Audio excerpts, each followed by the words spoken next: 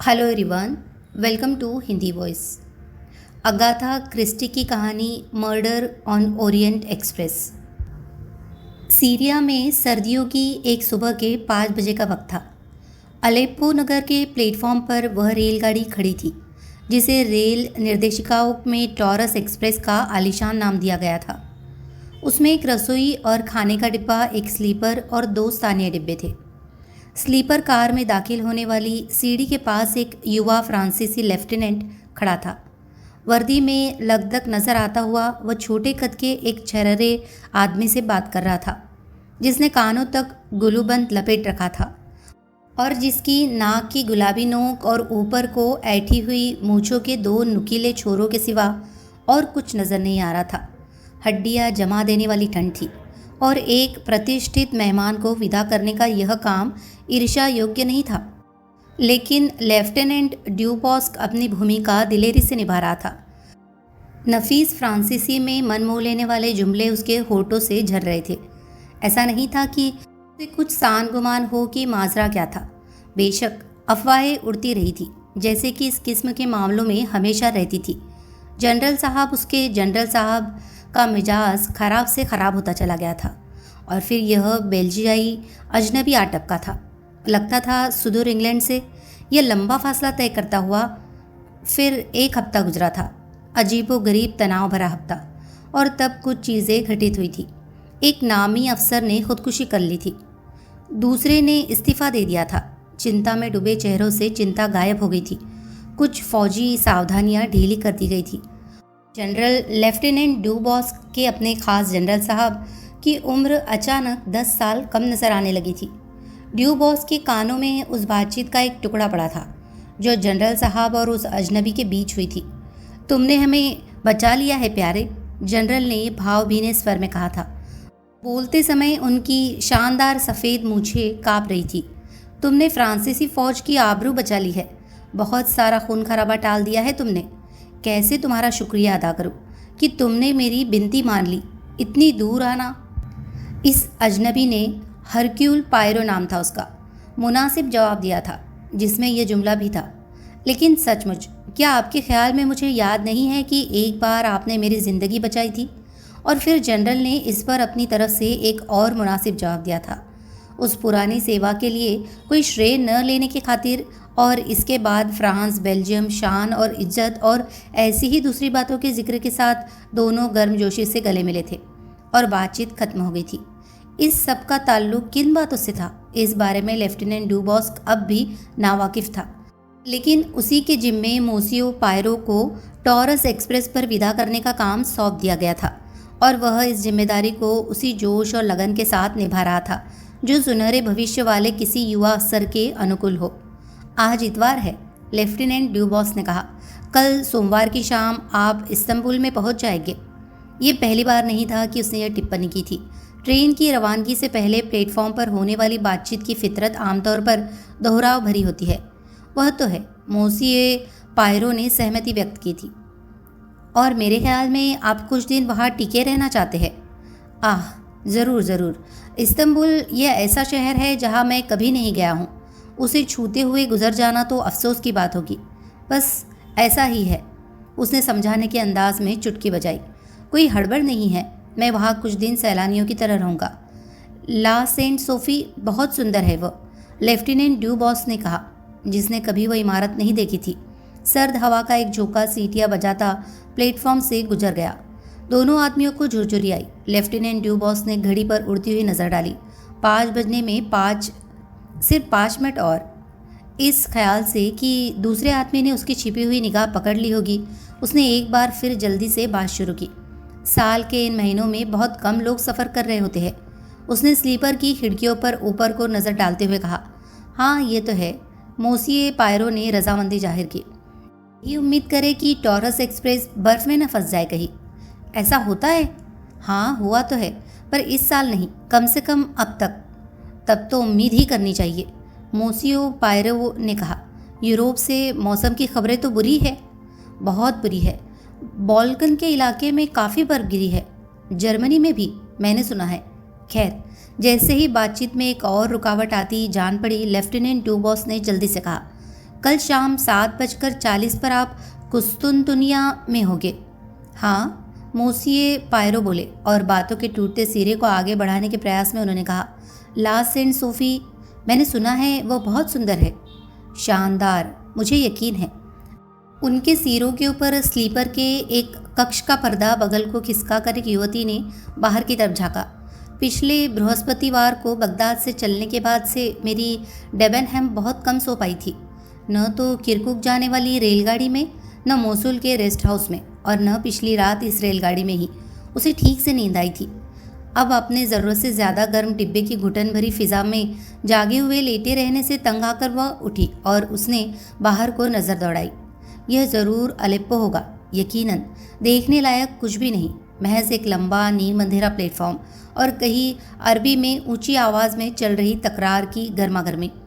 उसकी खिड़की के नीचे 2 आदमी फ्रांसीसी में बात कर रहे थे। एक तो फ्रांसीसी अफसर था और दूसरा बड़ी बड़ी मूँछों वाला छोटे कद का आदमी।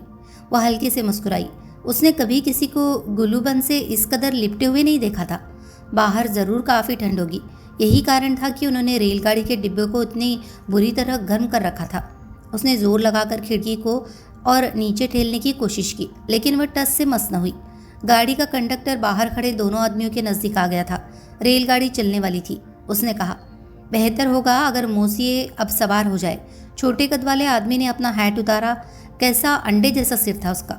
अपनी उधेड़ बुन के बावजूद मेरी डेबनहैम मुस्कुराई। कितना हास्यास्पद दिखने वाला छोटा सा आदमी, उस किस्म का नन्हा सा आदमी जिसे कभी गंभीरता से नहीं लिया जा सकता था। लेफ्टिनेंट ड्यूबॉस्क अपना विदाई भाषण दे रहा था। उसने पहले ही से इसके बारे में सोचा हुआ था और आखिर मिनट तक उसे बचा रखा था। वह एक बेहद नफीस सलीकेदार भाषण था। मोसिए पायरो शिकस्त खाने को तैयार न थे। उन्होंने भी उसी अंदाज में जवाब दिया। सवार हो जाइए साहब, कंडक्टर ने कहा।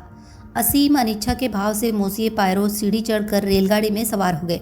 कंडक्टर उनके पीछे पीछे चढ़ गया। मोसिए पायरो ने हाथ हिलाया। लेफ्टिनेंट ड्यूबॉस ने सलाम ठोका। जबरदस्त झटके से रेलगाड़ी धीरे धीरे आगे खिसक चली। आखिरकार मोसिए हरक्यूल पायरो बड़बड़ाए, पूरी तरह महसूस करके कि वह कितना ठंडा हो गया था। लेफ्टिनेंट ड्यूबॉस ने सिसकारी भरी। इसे देख लीजिए मोसिए। कंडक्टर ने एक नाटकीय मुद्रा से पायरो को उसके शयन कक्ष की खूबसूरती और सलीके से रखा गया उनका सामान दिखाया। मोसिए का वह चमड़े का छोटा सफरी थैला मैंने यहाँ रख दिया है। उसके फैले हुए हाथ का इशारा साफ था। हरक्यूल पायरो ने उसमें एक तय किया हुआ नोट रख दिया। शुक्रिया मोसिए। कंडक्टर के हाव भाव में चुस्ती और पेशेवराना अंदाज झलकने लगा। मोसिए की टिकट मेरे पास है। पासपोर्ट भी मैं ले लूँ हुजूर? मेरा ख्याल है मोसिए इस्तंबुल में रुक रहे हैं। मोसिए मायरो ने हामी भरी। मेरे हिसाब से बहुत से लोग सफ़र नहीं कर रहे हैं। क्यों? उन्होंने कहा। नहीं मोसिए, मेरे पास सिर्फ 2 और सवारियां हैं, दोनों अंग्रेज़। हिंदुस्तान से एक कर्नल और बगदाद से एक अंग्रेज़ी होती। मोसियो को कुछ चाहिए? मोसिए ने एक छोटी मिनरल वाटर की बोतल की फरमाइश की। सुबह के 5 बजे रेलगाड़ी में सवार होने के लिए एक अटपटा समय है। भोर होने में अभी 2 घंटे बाकी थे। रात की नाकाफी नींद और एक नाजुक मुहिम को कामयाबी से अंजाम तक पहुंचाने की तसल्ली, दोनों से आगाह मोसिए पायरो एक कोने में गुडी मुड़ी लेट कर सो गए। जब वे उठे 9:30 बज चुके थे और वे गर्म कॉफ़ी की तलाश में रेस्तरां कार की तरफ चल दिए। उस समय वहाँ एक ही मुसाफिर मौजूद था। जाहिर तौर पर वह अंग्रेज़ी होती जिसका हवाला कंडक्टर ने दिया था। वह लंबी, छरहरी और सांवली थी। उम्र उसकी 28 के आसपास होगी। जिस तरह वह अपना नाश्ता खा रही थी और जिस तरह उसने वेटर को अपने लिए और कॉफ़ी लाने के लिए कहा, उसमें एक किस्म की इत्मीनान भरी कुशलता थी जो दुनिया की और इस बात की जानकारी देती थी कि उसने काफ़ी यात्राएं कर रखी थी। उसने रेलगाड़ी के गर्म वातावरण के लिए पूरी तरह उपयुक्त किसी पतले कपड़े का एक गहरे रंग का सफरी लिबास पहन रखा था। कोई बेहतर काम हाथ में न होने के कारण मोसिए हरक्यूल पायरो उसका जायज़ा लेते हुए अपना मनोरंजन करते रहे। वह, जैसा कि उन्होंने उसे आका, उस किस्म की युवती थी जो चाहे जहाँ जाती बड़ी आसानी से अपनी देखभाल कर सकती थी। उसमें एक सलीका और कुशलता थी। पायरो को उसके नाक नक्शे का सुता हुआ खड़ापन और त्वचा का नाजुक पीलापन कुछ अच्छा सा लग रहा था। उन्हें युवती का सुथरे लहरदार बालों वाला चमकीला काला सिर और उसकी आंखें शांत, बेलाग और सलेटी भा रही थी। लेकिन वह उन्होंने मन ही मन जोड़ा कुछ इतनी होशियार लग रही थी कि वे उसे उन युवतियों में शुमार नहीं कर सकते थे जिन्हें वे खुशशक्ल औरतें कहते थे। तभी एक और व्यक्ति रेस्तरां कार में दाखिल हुआ। वह 40 से 50 के बीच का लंबा आदमी था, छरहरी काठी और तपी हुई त्वचा वाला, जिसके बाल कनपटियों के पास खिचड़ी से हो चले थे। हिंदुस्तान से आया कर्नल, पायरो ने खुद से कहा। नवागंतुक ने थोड़ा सा झुककर लड़की का अभिवादन किया। नमस्ते मिस डेबनहैम। नमस्कार। कर्नल आर्बतनॉट। कर्नल युवती के सामने वाली कुर्सी पर हाथ रखे खड़ा था। कोई ऐतराज? उसने पूछा। नहीं नहीं, बैठिए। खैर, आप जानती है कि नाश्ता हमेशा ही गपशप वाला भोजन नहीं होता। उम्मीद तो ऐसी ही है, लेकिन मैं कटखनी नहीं हूँ। कर्नल बैठ गया। बॉय, उसने हुक्म देने के अंदाज में ठसके से आवाज़ दी। उसने अंडे और कॉफ़ी लाने का आदेश दिया। उसकी आंखें एक पल के लिए हरक्यूल पायरो पर टिकी, लेकिन वे उदासीनता से आगे बढ़ गई। अंग्रेज़ दिमाग का सही अंदाज़ा लगाते हुए पायरो को मालूम था कि कर्नल ने खुद से कहा होगा, महज एक निगोड़ा विदेशी। अपनी कौम की फितरत के प्रति सच्चे दोनों अंग्रेज़ बतियाने वाले नहीं निकले। उन्होंने एक दो संक्षिप्त से जुमले एक दूसरे की तरफ फेंके, फिर जल्दी ही युवती उठी और अपने डिब्बे में लौट गई। दोपहर के वक्त दोनों फिर एक ही मेज़ पर बैठे और फिर उन्होंने तीसरे मुसाफिर को नज़रअंदाज किए रखा। इस बार बातचीत नाश्ते के समय की बातचीत की बनिस्बत ज़्यादा जिंदा दिल थी। कर्नल आर्बतनॉट पंजाब की बातें करता रहा और बीच बीच में युवती से बगदाद के बारे में कुछ सवाल पूछता रहा, जिससे साफ हुआ कि वह वहाँ गवर्नेंस की नौकरी में थी। बातचीत के दौरान उन्होंने पाया कि उनके कुछ आपसी मित्र भी थे, जिसका फ़ौरन असर ये हुआ कि बातचीत थोड़ी और दोस्ताना हो गई और उसकी औपचारिकता कम। उन्होंने किसी पुराने टॉमी अमुक और जेरी तमुक की चर्चा की। कर्नल ने जानना चाहा कि वह सीधे इंग्लैंड जा रही थी या बीच में इस्तंबुल में रुकने वाली थी। नहीं, मैं सीधे जा रही हूँ। कुछ अफसोस की बात नहीं है।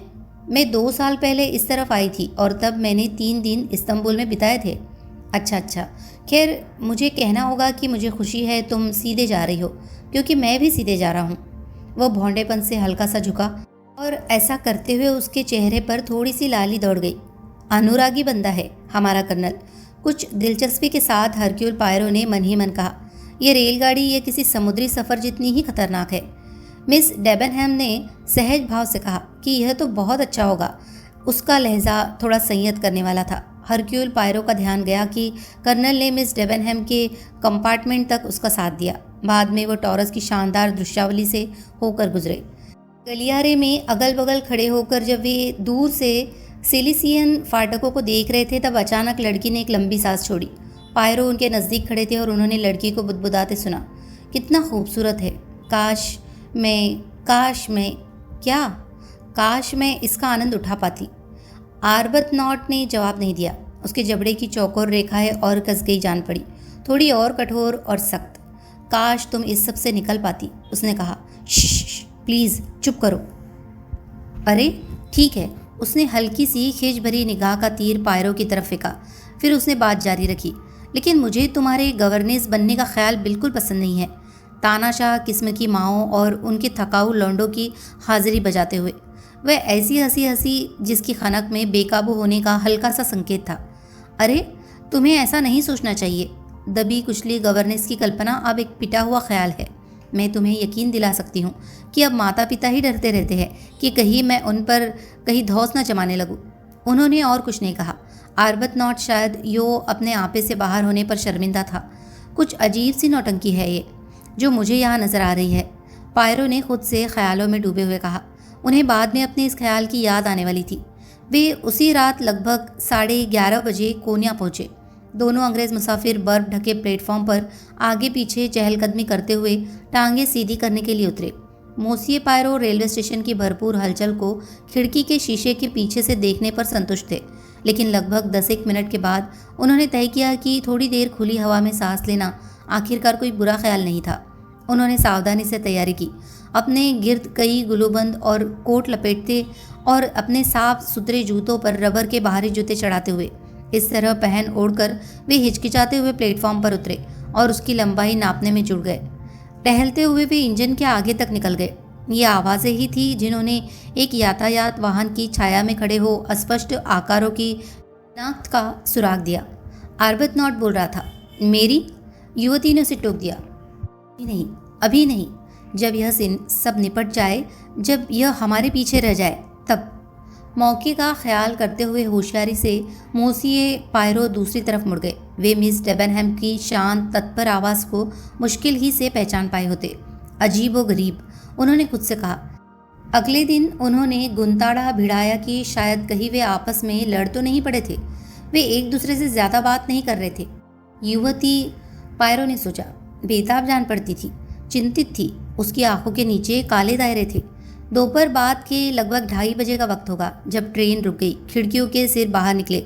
पटरियों के किनारे आदमियों का एक छोटा सा झुंड डाइनिंग कार के नीचे किसी चीज़ को देखते और उसकी तरफ इशारा करते हुए इकट्ठा था।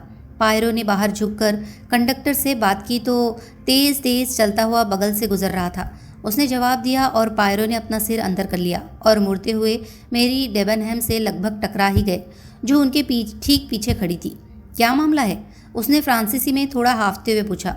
हम रुक क्यों गए हैं? कोई ख़ास बात नहीं है मैडम मुजेल। डाइनिंग कार के नीचे किसी चीज़ में आग लग गई है। कोई गंभीर मामला नहीं है, उसे बुझा दिया गया है। अब वे नुकसान की मरम्मत कर रहे हैं। खतरे की कोई बात नहीं है, मैं आपको यकीन दिलाता हूँ। हाँ हाँ, सो तो मैं समझती हूँ, लेकिन समय समय हाँ, इससे हमें देर हो जाएगी। ऐसा मुमकिन है जी, पायरो ने सहमति जाहिर की, लेकिन हम देर का होना गवारा नहीं कर सकते। गाड़ी के पहुंचने का समय 6:55 है और फिर हमें बॉस्फोरस को पार करके दूसरी तरफ 9 बजे ओरिएंट एक्सप्रेस पकड़नी है। अगर घंटे या 2 घंटे की देरी हो गई तो हम आगे वाली गाड़ी नहीं पकड़ पाएंगे। ऐसा मुमकिन है जी, पायरो ने स्वीकार किया। उन्होंने उत्सुकता से युवती को देखा। जिस हाथ ने खिड़की की सलाख थाम रखी थी वह किसी कदर स्थिर नहीं था। उसके होठ भी काँप रहे थे। क्या इससे आपको बहुत फ़र्क पड़ेगा मैडम ओजेल? उन्होंने पूछा। हाँ हाँ, पड़ता है। मुझे वो ट्रेन पकड़नी ही है। वह उनकी तरफ से मुड़कर गलियारे में और आगे कर्नल आर्बतनॉट से जा मिलने के लिए बढ़ गई। उसकी बेताबी बहरहाल गैर ज़रूरी थी। 10 मिनट बाद गाड़ी फिर चल दी। रास्ते में खोए हुए वक्त को पूरा करते हुए वह सिर्फ 5 मिनट की देरी से हेदा पासार पहुंची। और उसमें लहरें उठ रही थी और मोसिए पायरो को उस हलचल भरी पार उतराई में मज़ा नहीं आया। नाव पर वे अपने साथी मुसाफिरों से बिछड़ गए थे और उन्होंने दोबारा उन्हें नहीं देखा। गलाटा पुल पर पहुंचकर उन्होंने टैक्सी ली और सीधे टोकाटलियन होटल का रास्ता पकड़ा। टोकाटलियन पहुंचकर हरक्यूल पायरो ने गुसलखाने वाले कमरे की फरमाइश की। फिर उन्होंने कदम बढ़ाकर होटल सहायक के डेस्क पर चिट्ठियों के बारे में पड़ताल की। उनके लिए 3 पत्र इंतजार कर रहे थे और एक तार देखकर उनकी भवें हल्की सी चढ़ी। इसकी उन्हें उम्मीद नहीं थी। उन्होंने उसे अपने परिचित सुधरे बगैर हड़बड़ी वाले अंदाज में खोला। कासनर मामले में जिस परिणाम की भविष्यवाणी आपने की थी वह अचानक घटित हुआ है। कृपया आप फौरन लौटिए। अब यही है सिर में दर्द पैदा करने वाली बात। पायरो खिजे हुए स्वर में बुदबुदाए। उन्होंने ऊपर घड़ी पर निगाह डाली। मुझे आज की रात ही आगे जाना होगा। उन्होंने होटल सहायक से कहा। सिम्प्लॉन ओरिएंट एक्सप्रेस कितने बजे छूटती है? 9 बजे मोसिए। क्या आप मुझे एक स्लीपर दिला सकते हैं? निश्चय ही मोसिए। साल के इस हिस्से में कोई मुश्किल नहीं है। गाड़ियाँ लगभग खाली होती है। पहला दर्जा या दूसरा? पहला। ठीक है मोसिए। कहाँ तक जा रहे हैं आप? लंदन तक। ठीक है मोसिए, मैं आपके लिए लंदन का टिकट ला दूंगा और आपके सोने की व्यवस्था इस्तंबुल केले डिब्बे में आरक्षित करवा दूंगा। पायरो ने फिर एक बार घड़ी पर निगाह डाली। 8 बजने में 10 मिनट बाकी थे। क्या मेरे पास खाने का वक्त है? यकीनन मोसिए। छोटे कद के बेल्जियम वासी मोसिए पायरो ने सिर हिलाया। उन्होंने जाकर अपने कमरे का आरक्षण रद्द करने के लिए कहा और हॉल को पार करके रेस्तरां की तरफ बढ़े। जब पायरो वेटर को अपना आदेश दे रहे थे तभी एक हाथ उनके कंधे पर आ टिका। आह मेरे दोस्त, लेकिन यह तो एक अनपेक्षित आनंद है। उनके पीछे से आवाज़ आई। बोलने वाला छोटे कद का एक तगड़ा अधेड़ आदमी था जिसके बाल छोटे छोटे कटे हुए थे। उसकी मुस्कान खुशी से फैली हुई थी। पायरो उछल कर उठे। मोसिए बोक, मोसिए पायरो। मोसिए बोक भी बेल्जियम वासी थे। अंतर्राष्ट्रीय वैगन लिट रेलवे कंपनी में एक डायरेक्टर थे और जिस दोस्त से वे मुखातिब थे वे बेल्जियाई पुलिस के एक पुराने सितारे थे और उनसे मोसिए बोक की दोस्ती वर्षों पुरानी थी। तुम घर से काफ़ी दूर नज़र आ रहे हो मित्र, मोसिए बोक ने कहा। सीरिया में एक छोटा सा मामला। आह, और तुम घर लौट रहे हो? कब? आज रात। वाह, मैं भी। कहने का मतलब मैं लौसान तक जा रहा हूँ जहाँ मुझे काम है। तुम सिम्प्लॉन ओरिएंट से सफ़र कर रहे हो मेरे ख्याल से। हाँ, मैंने अभी अभी उनसे कहा है कि वे मेरे लिए एक स्लीपर का इंतज़ाम कर दे। वैसे तो मेरा इरादा यहाँ कुछ दिन रहने का था, लेकिन मुझे ज़रूरी काम से लंदन लौटने की फरमाइश करने वाला तार मिला है। मोसिए बोक ने लंबी सांस छोड़ी। बिजनेस काम, लेकिन तुम तो आजकल 7वें आसमान पर हो मेरे दोस्त। कुछ छोटी मोटी कामयाबी मुझे मिली है शायद। हरक्यूल पायरो ने विनम्र दिखने की कोशिश की, मगर बुरी तरह नाकाम रहे। बोक हंसे। हम बाद में मिलेंगे, उन्होंने कहा। हरक्यूल पायरो अपनी मूंछों को सूप में गोता लगाने से बचाने के काम की तरफ मुखातिब हो गए। यह मुश्किल काम पूरा कर लेने के बाद खाने के अगले दौर का इंतज़ार करते हुए उन्होंने चारों तरफ नज़रें दौड़ाई। रेस्तरां में लगभग आधा दर्जन लोग ही थे, और इस आधे दर्जन में से भी सिर्फ 2 थे जिनमें मोसिए पायरो की दिलचस्पी जागी। ये दोनों एक मेज़ पर बैठे थे जो बहुत दूर नहीं थी। उनमें से निस्बतन कम उम्र का आदमी 30 बरस का और खुश शक्ल था, साफ तौर पर अमरीकी। लेकिन दरअसल वह नहीं, बल्कि उसका साथी था जिसने उस ठिगने जासूस का ध्यान अपनी तरफ खींचा था। वह 60 से 70 के बीच रहा होगा।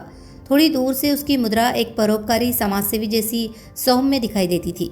उसका हल्का सा गंजा सिर, गुंबद सरीखा ऊंचा माथा, बेहद सफ़ेद नकली दांतों की नुमाइश करता मुस्कुराता चेहरा, सब एक भलमनसाहत और दया भरी शख्सियत की चुगली खा रहे थे। सिर्फ आंखें ही थी जो इस अनुमान को गलत ठहराती थी। वे छोटी छोटी धसी हुई और चतुराई से भरी थी। सिर्फ इतना ही नहीं, जैसे ही उस आदमी ने अपने युवा साथी से कोई टिप्पणी करते हुए कमरे की दूसरी तरफ नज़र दौड़ाई, उसकी निगाह पल भर के लिए पायरो पर टिकी, और उस क्षणांश के लिए उस निगाह में एक अजीब सा दुष्ट भाव और अस्वाभाविक तनाव था। फिर वह उठा। बिल चुका देना हेक्टर, उसने कहा। उसकी आवाज़ हल्की सी भर्राई हुई थी। उसमें एक अजीब मुलायम सी खतरनाक खासियत थी। जब पायरो होटल के प्रतीक्षा कक्ष में फिर अपने मित्र से जा मिले, दूसरे दोनों आदमी उसी समय होटल से विदा हो रहे थे। उनका सामान नीचे लाया जा रहा था। कम उम्र वाला आदमी अपनी देखरेख में इस काम को करवा रहा था। जल्द ही उसने शीशे का दरवाज़ा खोला और कहा, बिल्कुल तैयार है मिस्टर रचिड। अधेड़ आदमी ने गले की घुरघुराहट से हामी भरी और बाहर निकल गया। हाँ तो, पायरो ने कहा, क्या ख्याल है आपका इन दोनों के बारे में? अमरीकी है, मोसिए बोक ने कहा। यकीनन वे अमरीकी है। मेरा मतलब था, आपने बतौर आदमी उनके बारे में क्या सोचा? नौजवान तो काफ़ी भला सा लग रहा था। और वह दूसरा? सच्ची बात कहूँ तो मेरे दोस्त, मुझे वो नहीं जचा। उसने मुझ पर एक नागवार सा असर छोड़ा। और तुम? हरक्यूल पायरो को उत्तर देने में एक पल लगा। जब वह रेस्तरां में मेरे पास से गुजरा, आखिरकार उन्होंने कहा, मुझ पर एक अनोखा असर हुआ। ऐसा लगा जैसे एक जंगली जानवर, बनैला, वहशी लेकिन वहशी, आप समझे, मेरे पास से गुजर रहा हो। और इस पर भी वह कुल मिलाकर इज्जतदार लग रहा था। बिल्कुल, शरीर पिंजरा तो एकदम इज्जतदार आदमी का है, लेकिन सलाखों के बीच से जंगली जानवर बाहर झांकता है। तुम कल्पनाशील हो मेरे दोस्त, मोसिए बोक ने कहा। हो सकता है, लेकिन मैं अपने मन पर पड़ी इस छाप से पीछा नहीं छुड़ा पाया कि बुराई मेरे नज़दीक से गुजरी है। वह इज्जतदार अमरीकी सज्जन। जी, वह इज्जतदार अमरीकी सज्जन। खैर, मोसिए बोक ने जिंदादिली से कहा, हो सकता है दुनिया में काफ़ी बुराई है। उसी समय दरवाज़ा खुला और होटल सहायक उनकी तरफ आया। वह चिंतित और शर्मिंदा सा दिखाई दे रहा था। बड़ी अनोखी बात है मोसिए, उसने पायरो से कहा। रेलगाड़ी पर पहले दर्जे में एक भी स्लीपिंग बर्थ नहीं है। कैसे? मोसिए बोक चिल्लाए। साल के इन दिनों में? बिना शक पत्रकारों की कोई नेताओं का कोई जत्था। मैं नहीं जानता जनाब, होटल सहायक ने अदब के साथ कहा, लेकिन हालत कुछ ऐसी ही है। खैर, बहरहाल, मोसिए बोक पायरो की तरफ मुड़े। फिक्र मत करो मेरे दोस्त, हम कोई न कोई बंदोबस्त कर लेंगे। गाड़ी में हमेशा एक कूपे होता है, नंबर 16, जो भरा नहीं होता। कंडक्टर इसका ख्याल रखता है। वे मुस्कुराए। फिर उन्होंने निगाह ऊपर घड़ी की तरफ उठाई। आओ, वे बोले, चलने का समय आ गया है। स्टेशन पर भूरी वर्दी वाले कंडक्टर ने आदर भरी आतुरता से मोसिए बोक का स्वागत किया। नमस्कार मोसिए, आपका कूपे नंबर 1 है। उसने कूलियों को आवाज़ दी। वे रेडी पर लदे अपने बोझ को डिब्बे के अधबीच तक ले गए। इस पर लगी टीन की तख्ती अपनी मंजिल की घोषणा कर रही थी। इस्तांबुल से कह ले, आज रात मैं सुनता हूँ गाड़ी भरी हुई है। यकीन नहीं होता मोसिए, सारी दुनिया ने आज यात्रा पर जाने का फैसला किया लगता है। जो भी हो, तुम्हें इन सज्जन के लिए जगह निकालनी होगी। ये मेरे दोस्त है, इन्हें नंबर 16 दे दो। वो भर गया है मोसिए। क्या? नंबर 16? समझदारी से भरी एक निगाह दोनों के बीच आई गई। फिर कंडक्टर मुस्कुराया। वह एक लंबा पीले चेहरे वाला अधेड़ था। जी हाँ मोसिए, जैसा मैंने आपको बताया गाड़ी भरी हुई है, हर जगह भरी हुई है। लेकिन माजरा क्या है? मोसिए बोक ने गुस्से से जवाब तलब किया। कहीं कोई सम्मेलन है? क्या कोई जत्था है? नहीं मोसिए, ये सिर्फ इत्तेफाक है। हुआ बस यही है कि बहुत से लोगों ने आज रात सफ़र का इरादा बांधा है। मोसिए बोक ने खींच की किटकिटाती आवाज़ निकाली। बेलग्रेड में? वे बोले। एथेंस से आने वाला डिब्बा जुड़ जाएगा, बुखारेस्ट से पेरिस जाने वाला डिब्बा भी होगा, लेकिन हम कल शाम से पहले बेलग्रेड नहीं पहुंचेंगे। मसला तो आज रात का है। कोई दूसरे दर्जे का भी खाली नहीं है। दूसरे दर्जे की एक बर्थ खाली है मुझसे। तब फिर? लेकिन वह महिलाओं वाली बर्थ है। कूपे में पहले ही एक जर्मन औरत है, किसी महिला की नौकरानी। यह तो बहुत अटपटा है, मोसिए बोक ने कहा। परेशान न हो मित, पायरो ने कहा। मैं आम डिब्बे में सफ़र कर लूँगा। बिल्कुल नहीं, बिल्कुल नहीं। मोसिए बोक एक बार फिर कंडक्टर की तरफ मुड़े। सब लोग आ गए हैं। सच ये है, कंडक्टर ने कहा। फिर एक सवारी है जो अभी तक नहीं आई है। वह धीरे धीरे हिचकिचाते हुए बोल रहा था। अरे तो बताओ ना। 7 नंबर की बर्थ, दूसरे दर्जे में। ये महाशय अभी नहीं आए हैं और 9 बजने में 4 मिनट बाकी है। कौन है? अंग्रेज़ है। कंडक्टर ने अपनी सूची पर नज़र दौड़ाई। कोई एम हैरिस, मंगल सूचक नाम है, पायरो ने कहा। मैंने डिकेंस को पढ़ा है। एम हैरिस वे नहीं आएंगे। मोसियो के सामान को नंबर 7 में रख दो, मोसिए बोक ने कहा। अगर ये एम हैरिस आते हैं तो हम उन्हें कह देंगे कि उन्होंने बहुत देर कर दी है, कि स्लीपर इतनी देर तक खाली नहीं रखी जा सकता। हम मामले को किसी न किसी तरीके से निपटा लेंगे। मुझे किसी एम हैरिस की क्या परवाह है? जैसी मोसिए की मर्जी, कंडक्टर ने कहा। पायरो के कुली से मुखातिब होते हुए उसने उसे बताया कि सामान कहाँ जाएगा। फिर वह सीढ़ियों की बगल में खिसक गया ताकि पायरो गाड़ी में सवार हो सके। एकदम आखिर में मोसिए, उसने आवाज़ दी। आखिरी कूपे से पहले वाला। पायरो गलियारे में चलते हुए आगे बढ़ा। रफ्तार धीमी थी क्योंकि ज़्यादातर मुसाफिर अपने अपने कूपे के आगे खड़े हुए थे। अदब से मांगी गई उनकी माफिया घड़ी की बाकायदगी से कही जा रही थी। आखिर वे बताए गए कूपे तक पहुंच गए। कूपे के अंदर ऊपर रखे एक सूटकेस की तरफ हाथ बढ़ाता हुआ टोकाटलियन होटल का वही लंबा अमरीकी नौजवान था। पायरो के दाखिल होते देख उसकी त्योरियाँ चढ़ गई। माफ़ कीजिए, उसने कहा। मेरा ख्याल है आपसे भूल हुई है। फिर उसने कष्ट के साथ फ्रांसीसी में यही फिक्रा दोहराया। पायरो ने अंग्रेज़ी में जवाब दिया। आप मिस्टर हैरिस हैं? नहीं, मेरा नाम मैक्वीन है। मैं। लेकिन ठीक उसी समय कंडक्टर की आवाज़ पायरो के कंधे के पीछे से आई, माफ़ी मांगती हुई, कुछ हाफती आवाज़। गाड़ी में और कोई बर्थ नहीं है मुसिए, इन्हें यही आना है। बोलने के साथ साथ वह गलियारे की खिड़की भी ऊपर चढ़ा रहा था और फिर पायरो के सामान को उड़ाकर अंदर ले आया। पायरो ने दिलचस्पी के साथ कंडक्टर के माफ़ी सी मांगने वाले लहजे पर ध्यान दिया। बिला शक कंडक्टर को अच्छे खासे टिप का वादा किया गया था अगर वह कूपे को सिर्फ दूसरे मुसाफिर के इस्तेमाल के लिए रखे रहे। लेकिन अगर कंपनी का एक डायरेक्टर भी गाड़ी में सफ़र कर रहा हो और आदेश भी दे दे तो बड़े से बड़ा टिप भी अपना असर खो देता है। सूटकेसों को सामान रखने की जगह पर सजाकर कंडक्टर कूपे से बाहर आया। लीजिए मोसिए, वह बोला। सब बंदोबस्त हो गया है। आपकी बर्थ ऊपर वाली है, नंबर 7। हम 1 मिनट में रवाना हो गए। वह तेज़ तेज़ गलियारे को नापता हुआ निकल गया। पायरो फिर से कूपे में दाखिल हुए। ऐसी घटना तो मैंने कभी कभार ही देखी है, उन्होंने जिंदा दिली से कहा। वैगन लीड कंपनी का कंडक्टर खुद सामान सजाए कभी सुना नहीं गया। उनका साथी मुसाफिर मुस्कुराया। वह अपनी खिंच से छुटकारा पा चुका था। शायद उसने तय किया था कि इस मामले को दार्शनिकों जैसी समझदारी से लेने के अलावा और कोई चारा नहीं था। रेलगाड़ी बहुत भरी हुई है, वो बोला। एक सीटी बजी। इंजन से एक लंबी उदास सी चीख सुनाई दी। दोनों आदमी बाहर गलियारे में चले आए। बाहर एक आवाज़ ने चिल्लाकर कहा, सवार हो जाइए। लीजिए, चल दिए, मैक्वीन ने कहा। लेकिन अभी वे चले नहीं। सीटी फिर बजी। सुनिए जनाब, नौजवान ने अचानक कहा, अगर आप नीचे वाली बर्थ लेना चाहे आसानी होगी। वैसे भी खैर मुझे कोई एतराज़ नहीं। नहीं, पायरो ने विरोध किया। मैं आपको तकलीफ़ नहीं, कोई तकलीफ़ नहीं। आप बहुत मेहरबान हैं। दोनों ओर से शिष्ट विरोध व्यक्त किया गया। रात ही की तो बात है, पायरो ने सफाई दी। बेलग्रेड में? अच्छा, तो आप बेलग्रेड में उतर रहे हैं? नहीं, वहाँ नहीं, बात यह है। अचानक एक झटका लगा। दोनों आदमी खिड़की की तरफ मुड़े। लंबे रोशन प्लेटफॉर्म को धीरे धीरे पीछे छूटते देखते हुए ओरिएंट एक्सप्रेस यूरोप को पार करने वाले अपने 3 दिन के सफ़र पर रवाना हो चुकी थी।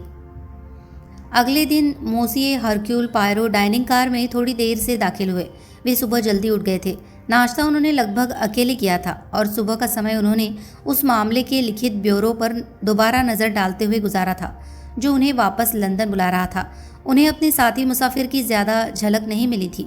मोसिए बोक ने, जो पहले से ही आकर बैठे हुए थे, इशारे अपने मित्र को अपने सामने की खाली जगह पर आ बैठने का न्योता दिया।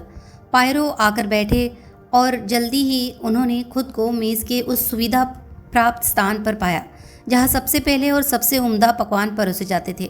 खाने का सामान गैर मामूली तौर पर अच्छा था। जब वे खाने के आखिरी दौर में पहुंचकर एक स्वादिष्ट मलाईदार पनीर खा रहे थे, तभी जाकर मोसिए बोक ने अपने ध्यान को खाने पीने से अलग किसी मामले की तरफ जाने की छूट दी। वे खाना खाने के उस मुकाम पर थे जब आदमी दार्शनिक बन जाता है। आह, उन्होंने सांस ली। काश मेरे पास बालजाक जैसा कलम होता, मैं इस दृश्य को चित्रित कर देता। उन्होंने अपना हाथ लहराया। यह एक विचार है। हाँ, पायरो ने कहा। तो तुम सहमत हो? ऐसा किया नहीं गया है, मेरा ख्याल है। फिर भी यह कल्पना को प्रेरित करता है मेरे दोस्त। हमारे चारों तरफ लोग हैं, हर तबके के, हर मुल्क के, हर उम्र के। 3 दिनों के लिए ये एक दूसरे के लिए अजनबी लोग इकट्ठा होते हैं, एक ही छत के नीचे सोते और खाते हैं, एक दूसरे से भागकर कहीं दूर नहीं जा सकते। 3 दिन के बाद वे जुदा हो जाते हैं, अपना रास्ता लेते हैं, एक दूसरे को शायद फिर कभी न देखने के लिए। और इस पर भी, पायरो ने कहा, फ़र्ज़ कीजिए कोई दुर्घटना।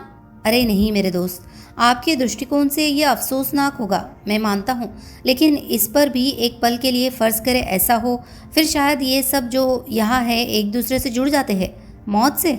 कुछ और वाइन, मोसिए बोक ने कहा, जल्दी से उसे गिलास में डालते हुए। तुम बहुत निराशा भरी बातें कर रहे हो मेरे दोस्त। ऐसा शायद हाजमे की वजह से है।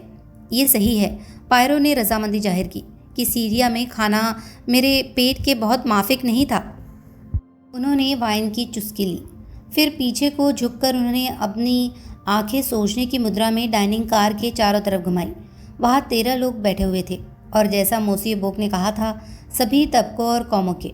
उन्होंने उनका जायज़ा लेना शुरू किया। उनके सामने वाली मेज़ पर 3 आदमी थे। उन्होंने कयास लगाया कि वे अलग अलग सफ़र कर रहे लोग थे, जिन्हें रेस्तरां के खिदमतगारों ने अपनी सटीक बुद्धि से उनका दर्जा तय करके वहां ला बैठाया था। एक लंबा तड़ंगा इतालवी जोश खरोश के साथ सींक से अपने दांत साफ कर रहा था। उसके सामने बैठे एक दुबले पतले साफ सुथरे अंग्रेज़ के चेहरे पर अच्छी तरह सिखाए गए नौकर का सा नापसंदी जाहिर करता सपाट भाव था। अंग्रेज़ के बगल में एक अमरीकी भड़कीला सूट पहने बैठा था, शायद कोई व्यावसायिक मुसाफिर। इसे बड़ी ज़ोरदारी से पेश करना चाहिए, वह एक ऊंची नकनकाती आवाज़ में कह रहा था। तालवी ने दांत खोदने वाली तीली से खुले तौर पर हाव भाव प्रकट करने के लिए उसे दांतों से निकालकर हाथ में हिलाया। बेशक, उसने कहा, वही तो मैं हर वक्त बोलता हूँ। अंग्रेज़ ने खिड़की से बाहर देखा और खासा। पायरो की आंखें आगे बढ़ गई। एक छोटी मेज़ पर बिल्कुल सीधी तनकर जो बूढ़ी महिला बैठी थी, उस जैसी बदसूरत महिला पायरो ने अब तक कभी नहीं देखी थी, मगर वह हैसियत की बदसूरती थी। पीछे धकेलने की बजाय नज़रों को बांध लेती थी। महिला के गले में बहुत बड़े बड़े मोतियों का एक पट्टा था, जो असंभव चाहे जान पड़ता था, मगर असली मोतियों का था। उसकी उंगलियां अंगूठियों से भरी थी। खाल का बना उसका कीमती कोट कंधों पर पीछे को सरकाया हुआ था। एक छोटी सी महंगी काली टोपी नीचे उसके पीले मेंढक जैसे चेहरे के ऊपर बिल्कुल बेमेल लग रही थी। वह अब रेस्तरां के खिदमतगार से साफ, शिष्ट मगर पूरी तरह तानाशाही भरे लहजे में बात कर रही थी। उम्मीद है कि आप मेरे कूपे में मिनरल वाटर की एक बोतल और संतरे के रस का एक बड़ा गिलास रखने की कृपा करेंगे। आप इस बात का बंदोबस्त करेंगे कि आज शाम डिनर में मुझे बिना मसाले वाले शोरबे का मुर्गा मिले और थोड़ी सी उबली मछली। खिदमतगार ने अदब से जवाब दिया कि ऐसा हो जाएगा। महिला ने कृपापूर्वक हल्के से सिर हिलाया और उठी। उसकी नज़रें पायरो की नज़रों से मिली और फिर अनुत्सुक रईसों की सी उदासीनता से उन पर बिछलती चली गई। ये रानी ड्रैगोमिरॉफ है, मोसियो बोक धीमी आवाज़ में बोले। वे रूसी है। उनके पति ने क्रांति से पहले ही अपना सारा पैसा निकालकर विदेश में निवेश कर दिया था। वे बहुत अमीर है, विश्व नागरिक है। पायरो ने सिर हिलाया। उन्होंने रानी ड्रैगोमिरॉफ के बारे में सुना था। अपनी तरह की शख्सियत है ये, मोसियो बोक ने कहा। शैतान जैसी बदसूरत, मगर अपनी छाप छोड़ जाती है, मानते हो ना? पायरो ने सहमति प्रकट की।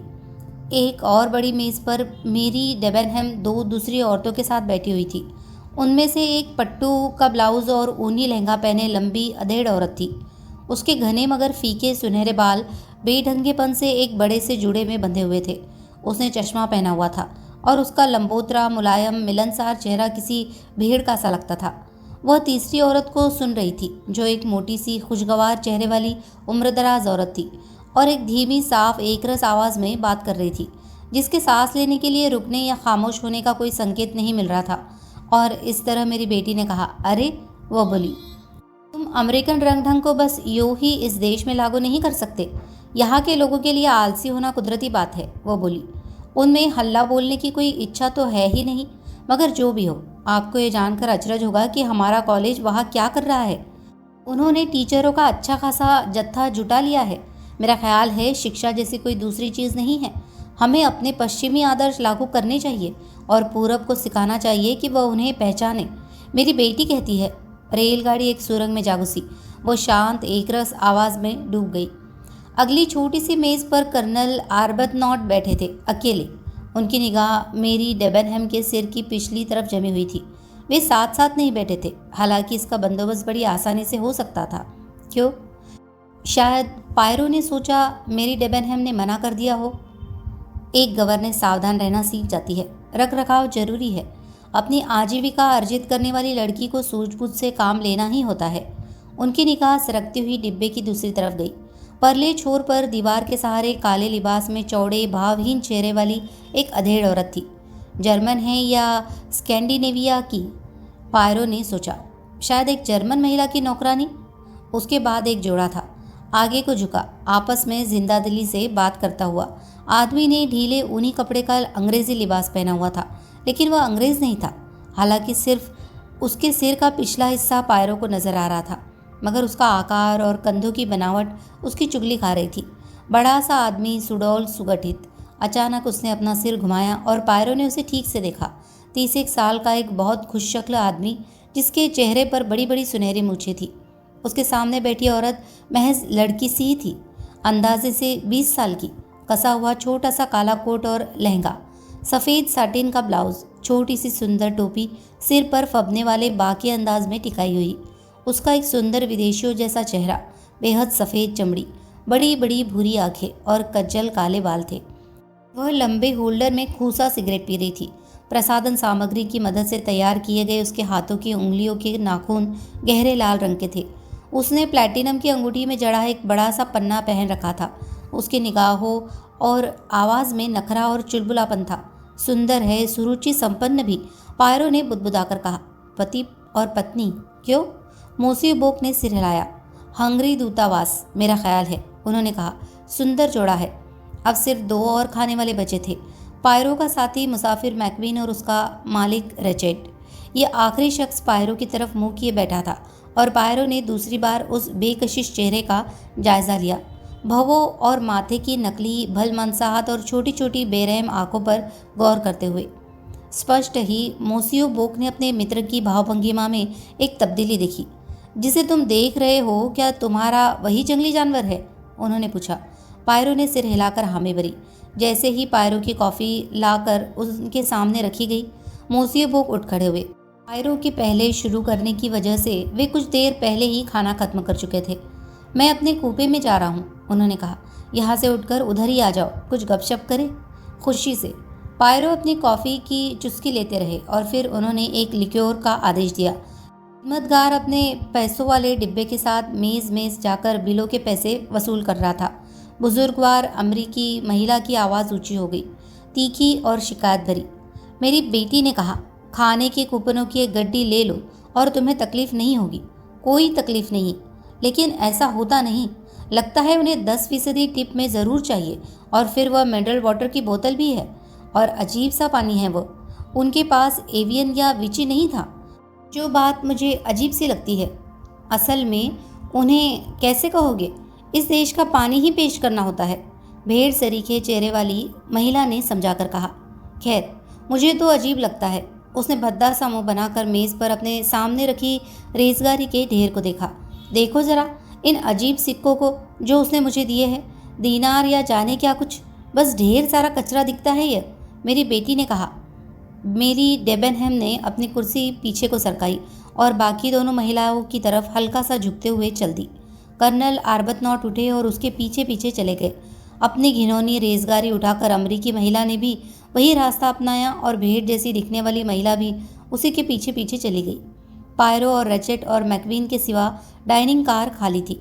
रैचेट ने अपने साथी से कुछ कहा, जिस पर वह उठकर डाइनिंग कार के बाहर चला गया। फिर वह खुद भी उठा, लेकिन मैक्वीन के पीछे पीछे जाने के बजाय वह अचानक अनपेक्षित ढंग से पायरो के सामने वाली कुर्सी पर धम से आ बैठा। क्या आप मुझे माचिस देने की मेहरबानी करेंगे? उसने कहा। उसकी आवाज़ मुलायम थी, थोड़ी सी नकियाती हुई। मेरा नाम रैचेट है। पायरो ने हल्के से सिर झुकाया। उन्होंने अपना हाथ अपनी जेब में सरकाया और माचिस की एक डिबिया निकाली, जिसे उन्होंने सामने बैठे आदमी को थमा दिया, जिसने डिबिया तो ले ली पर तीली नहीं चलाई। मेरा ख्याल है, उसने बात जारी रखी, खुशकिस्मती से मोसिया हरक्यूल पायरो से बात कर रहा हूँ। क्या ऐसा ही है? पायरो फिर हल्का सा झुके। आपको सही जानकारी दी गई है मोसिए। दूसरे आदमी के फिर से कुछ कहने से पहले पायरो को एहसास था कि उसकी उन अजीब सी चालाक आंखों ने उनका जायजा ले डाला था। मेरे देश में, उसने कहा, हम असली बात पर फौरन आ जाते हैं। मिस्टर पायरो, मैं चाहता हूँ कि आप मेरे लिए काम करने का जिम्मा ले लें। मेरे ग्राहक आजकल सीमित हैं मोसिए, मैं अब बहुत कम मामले हाथ में लेता हूँ। अरे, यह तो स्वाभाविक है, मैं समझता हूँ, लेकिन मिस्टर पायरो, इसका ताल्लुक बहुत पैसे से है, उसने अपनी मुलायम आग्रह करने वाली आवाज़ में कहा। बहुत पैसे से। हरक्यूल पायरो एक आध मिनट के लिए खामोश रहे, फिर बोले, मुझसे आप क्या काम कराना चाहते हैं मोसिए? और रैचेट? मिस्टर पायरो, मैं एक अमीर आदमी हूँ, बहुत अमीर आदमी। जो लोग ऐसी हालत में होते हैं उनके दुश्मन होते ही है। मेरा भी एक दुश्मन है। सिर्फ एक दुश्मन? इस सवाल से आपका मतलब क्या है भला? रैचेट ने तीखे स्वर में पूछा।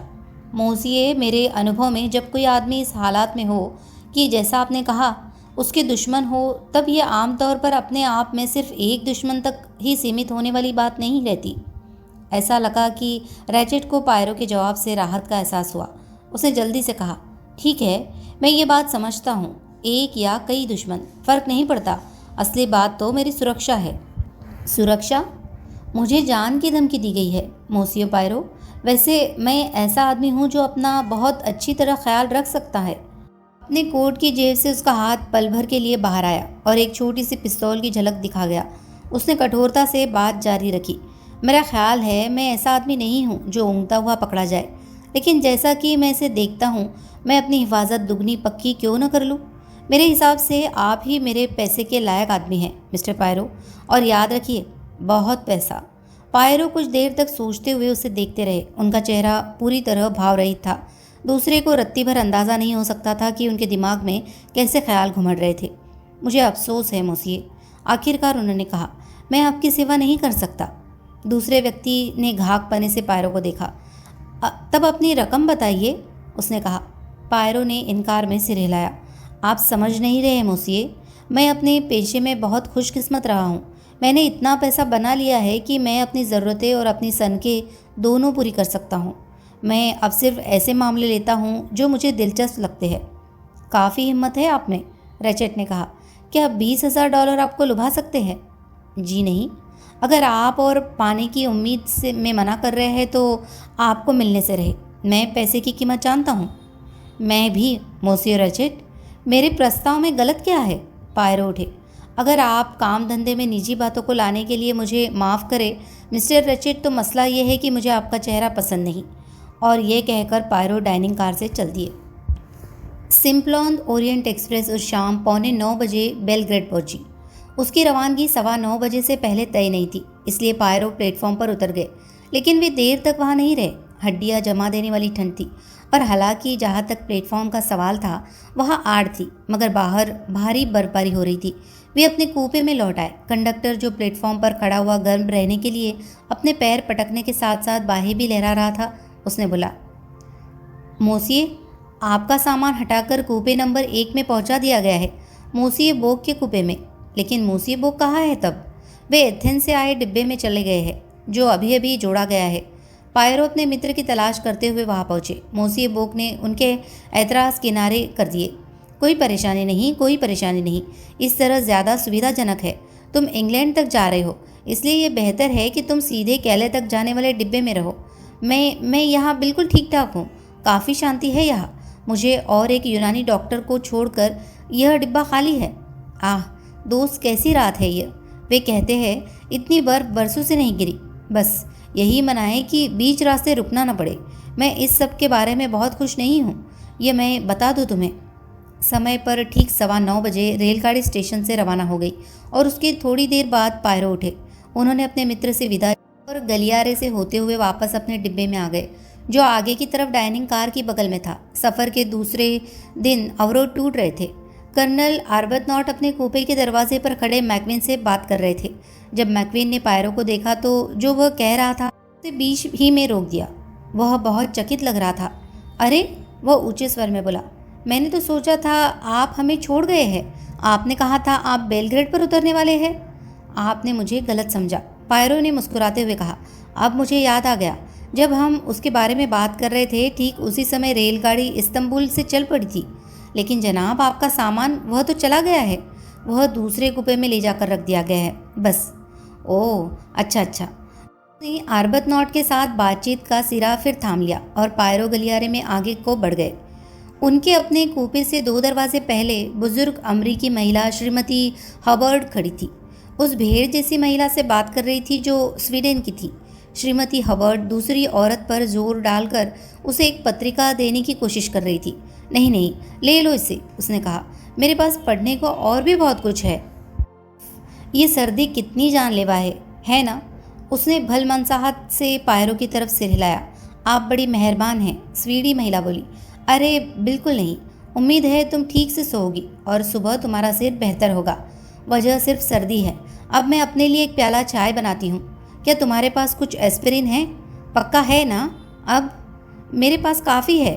खैर, गुड नाइट। दूसरी औरत के जाते ही वह बातचीत के अंदाज में पायरो की तरफ मुड़ी। बेचारी, वो स्वीड है। जहाँ तक मैं समझ पाई वह एक किस्म की धर्म प्रचारक है, पढ़ाने वाली, अच्छी औरत है, लेकिन ज़्यादा अंग्रेज़ी नहीं बोलती। मैंने उसे अपनी बेटी के बारे में जो बताया उसमें उसकी बहुत दिलचस्पी थी। अब तक पायरो श्रीमती हबर्ड की बेटी के बारे में सब कुछ जान चुके थे। रेलगाड़ी पर जो भी अंग्रेज़ी समझ सकता था वह भी। कैसे वे और उनके पति स्मरणा एक बड़े अमेरिकी कॉलेज के कर्मचारियों में थे और कैसे पूर्वी देशों की तरफ यह श्रीमती हबर्ड की पहली यात्रा थी। वे तुर्कों और उनके ढीले ढाले तौर तरीकों और उनकी सड़कों की हालत के बारे में क्या सोचती थी। उनके बगल का दरवाज़ा खुला और उस पतले पीले से नौकर ने बाहर कदम रखा। अंदर पायरो को पलंग पर अधलेटे मिस्टर रैचेट की झलक मिली। उन्होंने पायरो को देखा तो उनके चेहरे पर तब्दीली आ गई। वह गुस्से से सबला गया। फिर दरवाज़ा बंद हो गया। श्रीमती हबर्ड पायरो को थोड़ा किनारे की तरफ ले गई। बताऊँ आपको, मैं उस आदमी से बहुत डरती हूँ। नहीं, नौकर से नहीं, उस दूसरे से, उसके मालिक से। अरे कहाँ का मालिक? उस आदमी के साथ ज़रूर कुछ गलत है। मेरी बेटी हमेशा कहती है कि मेरे अंदर भापने की अद्भुत ताकत है। जब मम्मी को कुछ खटका होता है तो वह बिल्कुल सही होती है, यही कहती है मेरी बेटी। और उस आदमी को लेकर मेरे मन में खुटका है। वो ठीक मेरे बगल वाले कूपे में है और मुझे ये पसंद नहीं है। मैंने कल रात बीच के दरवाजे के आगे अपना सामान अड़ा दिया था। मेरा ख्याल था कि मैंने उसे हत्था घुमाते सुना था। पता है, अगर ये आदमी कोई हत्यारा निकल आए तो मुझे हैरत नहीं होगी। अरे वैसा ही कोई रेलगाड़ी में डाका डालने वाला बारे में हम पढ़ते हैं। कोई कहेगा मैं बेवकूफ़ हूँ, लेकिन ऐसा नहीं है। मैं उस आदमी से खौफ खाती हूँ। मेरी बेटी ने कहा था कि मेरा सफ़र आसान होगा, लेकिन जाने क्यों मैं इसे लेकर खुश नहीं महसूस कर रही हूँ। चाहे बेवकूफ़ी हो, पर मुझे लगता है कुछ भी हो सकता है, कुछ भी। और वह अच्छा सा नौजवान कैसे उसका सेक्रेटरी होना बर्दाश्त कर सकता है, मैं समझ नहीं पाती। कर्नल आर्बतनॉट और मैक्विन गलियारे में उनकी तरफ आ रहे थे। मेरे कूपे में आ जाइए, मैक्विन कह रहा था।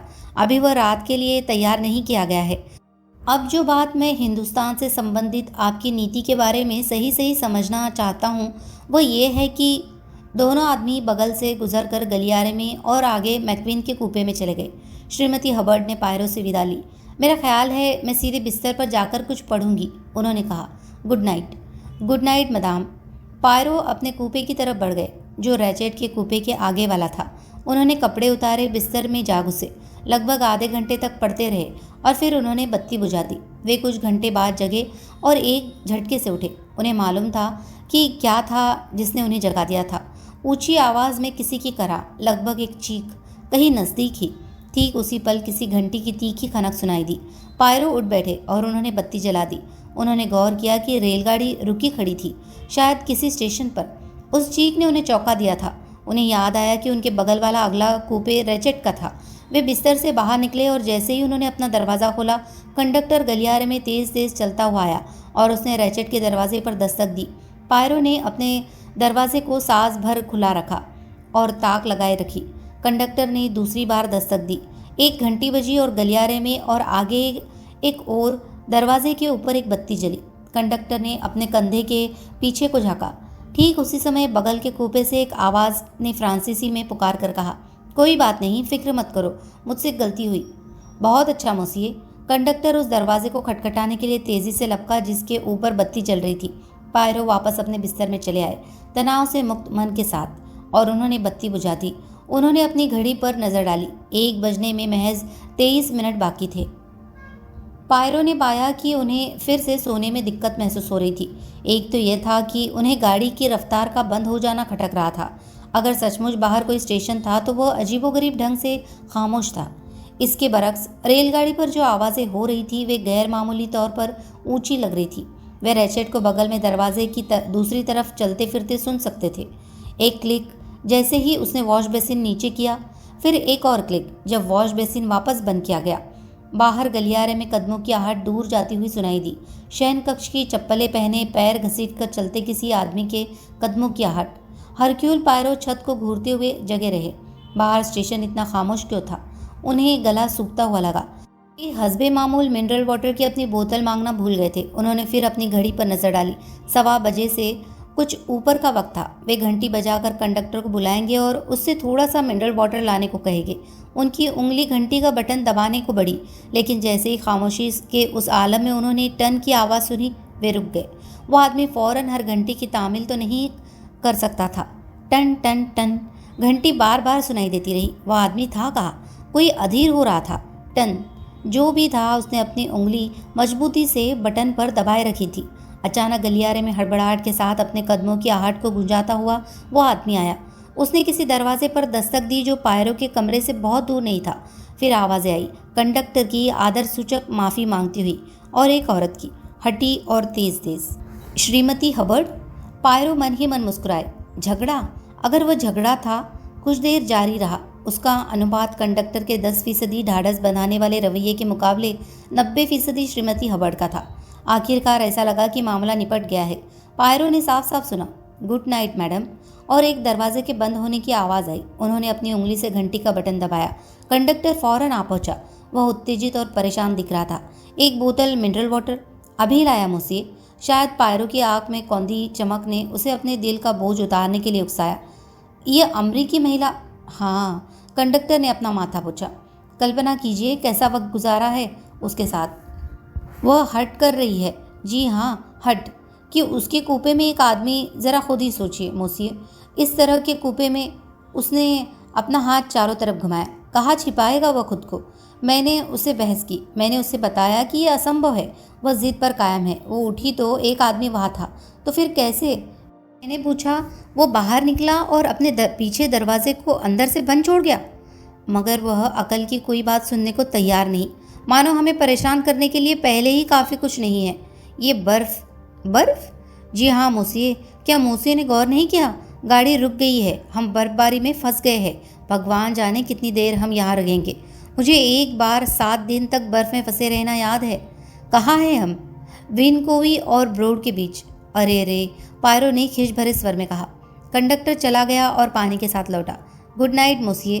पायरो ने एक गिलास पानी पिया और सोने के लिए खुद को शांत और स्थिर किया। उनकी आँख लगने ही वाली थी जब फिर उन्हें किसी चीज़ ने जगा दिया। इस बार ऐसा लगा जैसे कोई भारी चीज़ धम से दरवाजे पर आ गिरी थी। वे उछल कर उठे, दरवाज़ा खोला और बाहर झाँका। कुछ भी नहीं, लेकिन उनके दाएं को गलियारे में कुछ आगे लाल किमोने में लिपटी एक औरत उनकी तरफ पीठ किए वापस जा रही थी। दूसरे छोर पर अपनी छोटी सी सीट पर बैठा कंडक्टर कागज़ के बड़े बड़े सफ़ों पर आंकड़े दर्ज कर रहा था। हर तरफ मौत का सा सन्नाटा था। यकीनन मेरी नसें खेल रही है। पायरो ने खुद से कहा और फिर बिस्तर में जा लेटे।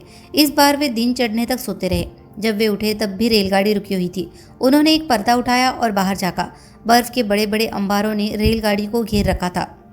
उन्होंने घड़ी पर नजर डाली और देखा कि 9 बजे से ऊपर का वक्त था।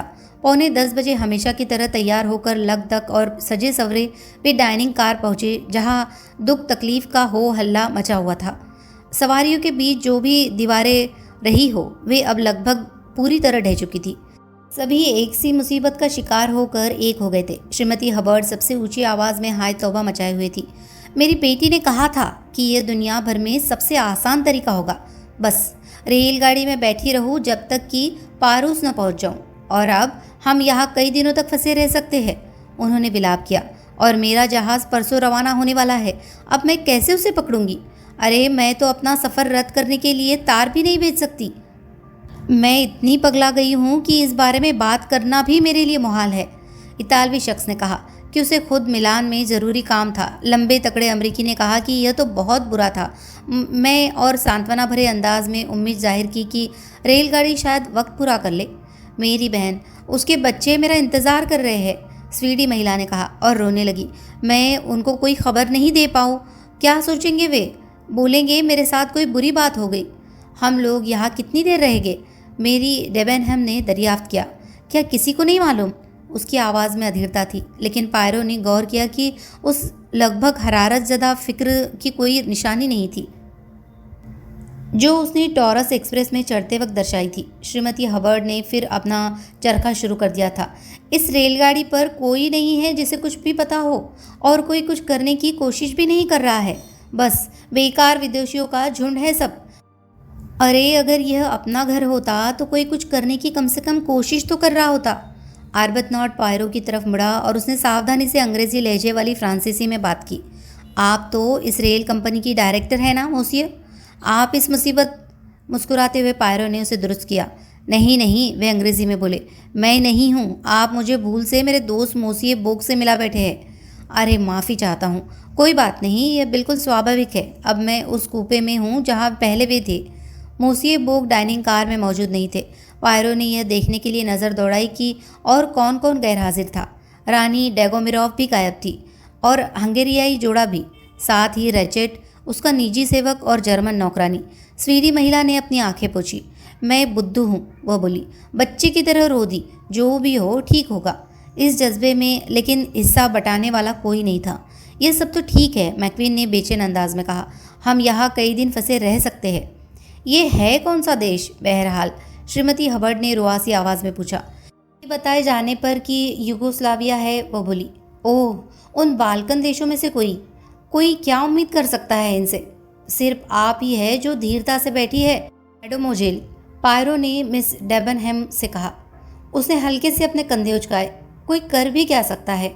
आप तो दार्शनिक है मैडमोजेल। इससे तो निरपेक्ष रवैये की ध्वनि आती है। मेरे ख्याल में मेरा रवैया अधिक स्वार्थी है। मैंने बेकार की भावनाओं में बहने से खुद को रोकना सीख लिया है। वह उनकी तरफ देख भी नहीं रही थी। उसकी निगाह उनकी बगल से होती हुई खिड़की के बाहर वहाँ टिकी हुई थी जहाँ बर्फ़ के बड़े बड़े अंबार लगे थे। आप बहुत मजबूत हैं मैडमोजेल, पायरो ने नरमी से कहा। मेरे ख्याल में आप हम लोगों में से सबसे मजबूत हैं। अरे नहीं, सच नहीं। मैं किसी को जानती हूँ जो मुझसे कहीं कहीं ज़्यादा मजबूत है। और वह है? ऐसा लगा कि अचानक वह अपने आपे में आई, यह महसूस करती हुई कि वह एक अजनबी और विदेशी से बात कर रही थी, जिसके साथ इस सुबह तक उसने गिनी चुनी बातें ही की थी। वह एक शिष्ट लेकिन अजनबियत पैदा करने वाली हंसी हंस दी। अरे मिसाल के लिए वह बूढ़ी महिला, आपने शायद उस पर ध्यान दिया हो। बड़ी ही बदसूरत औरत है, लेकिन किसी कदर जादुई। उसे बस एक उंगली उठाकर विनम्र आवाज़ में किसी चीज़ की फरमाइश करनी होती है और पूरी रेलगाड़ी दौड़ पड़ती है।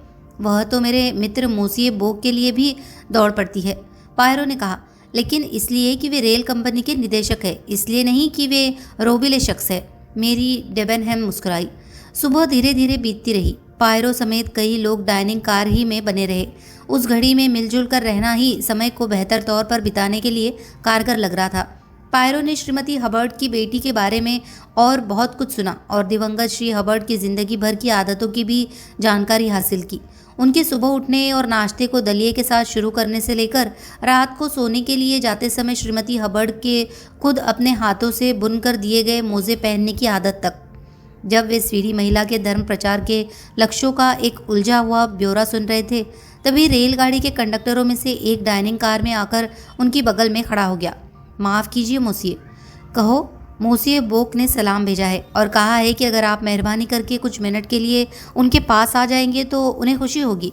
पायरो उठे, उन्होंने स्वीडी महिला से क्षमा चाही और उस आदमी के पीछे डाइनिंग कार के बाहर चल दिए। ये उनका अपना कंडक्टर नहीं बल्कि एक लंबा तगड़ा गोरा आदमी था। वे उस आदमी के पीछे पीछे अपने डिब्बे के गलियारे से होकर अगले डिब्बे के गलियारे में दाखिल होकर बढ़े। उस आदमी ने एक दरवाजे पर दस्तक दी, फिर एक तरफ हटकर खड़ा हो गया ताकि पायरो अंदर जा सके। यह मोसियो बोक का अपना डिब्बा नहीं था, यह दूसरे दर्जे का डिब्बा था जिसे शायद उसके थोड़े से बड़े आकार की वजह से चुना गया होगा। वह यकीनन भरा भरा होने का एहसास करा रहा था। मोसियो बोक खुद सामने के कोने में छोटी सी सीट पर बैठे थे। खिड़की के बगल वाले कोने में मोसियो बोक की तरफ मुंह किए ठिगने कद का एक सांवला सा आदमी बैठा बाहर बर्फ को देख रहा था। बड़े डील डोल का एक आदमी नीली वर्दी पहने, रेलगाड़ी का गार्ड, इस तरह खड़ा था कि पायरो के लिए आगे बढ़ना मुश्किल था। उसके अलावा खुद पायरो का अपना कंडक्टर वहाँ मौजूद था। आओ आओ मित्र, मोसियो बोक ने ऊंचे स्वर में कहा, अंदर आओ, हमें तुम्हारी ज़रूरत है। खिड़की पर बैठा आदमी सीट के साथ साथ आगे को खिसक गया। पायरो बाकी दोनों लोगों के पास से भींचकर आगे को बढ़े और अपने मित्र की तरफ मुंह किए बैठ गए। मोसियो बोक के चेहरे पर जो भाव था उसे देखकर उनका दिमाग, जैसा कि वे कहते, पगलाई रफ्तार से सोचने लगा। साफ था कि कोई गैर मामूली घटना हो गई थी। क्या हुआ है? उन्होंने पूछा। ठीक ही पूछा, पहले ये बर्फ, ये रुकावट और अब। वे रुके और तभी कंडक्टर के गले से घुटी हुई सांस झटके से निकली। और अब क्या? और अब एक मुसाफिर अपने बिस्तर पर मरा पड़ा है चूरा भोंकने से। मोसियो बोक मानो एक शांत हताशा से बोल रहे थे। मुसाफिर? कौन सा मुसाफिर? एक अमरीकी, वह आदमी जिसका नाम उन्होंने अपने सामने रखे कागज़ पर नज़र डाली। रैचेट, हाँ यही है रैचेट। जी साहब, कंडक्टर ने सूखा घूंट निगला।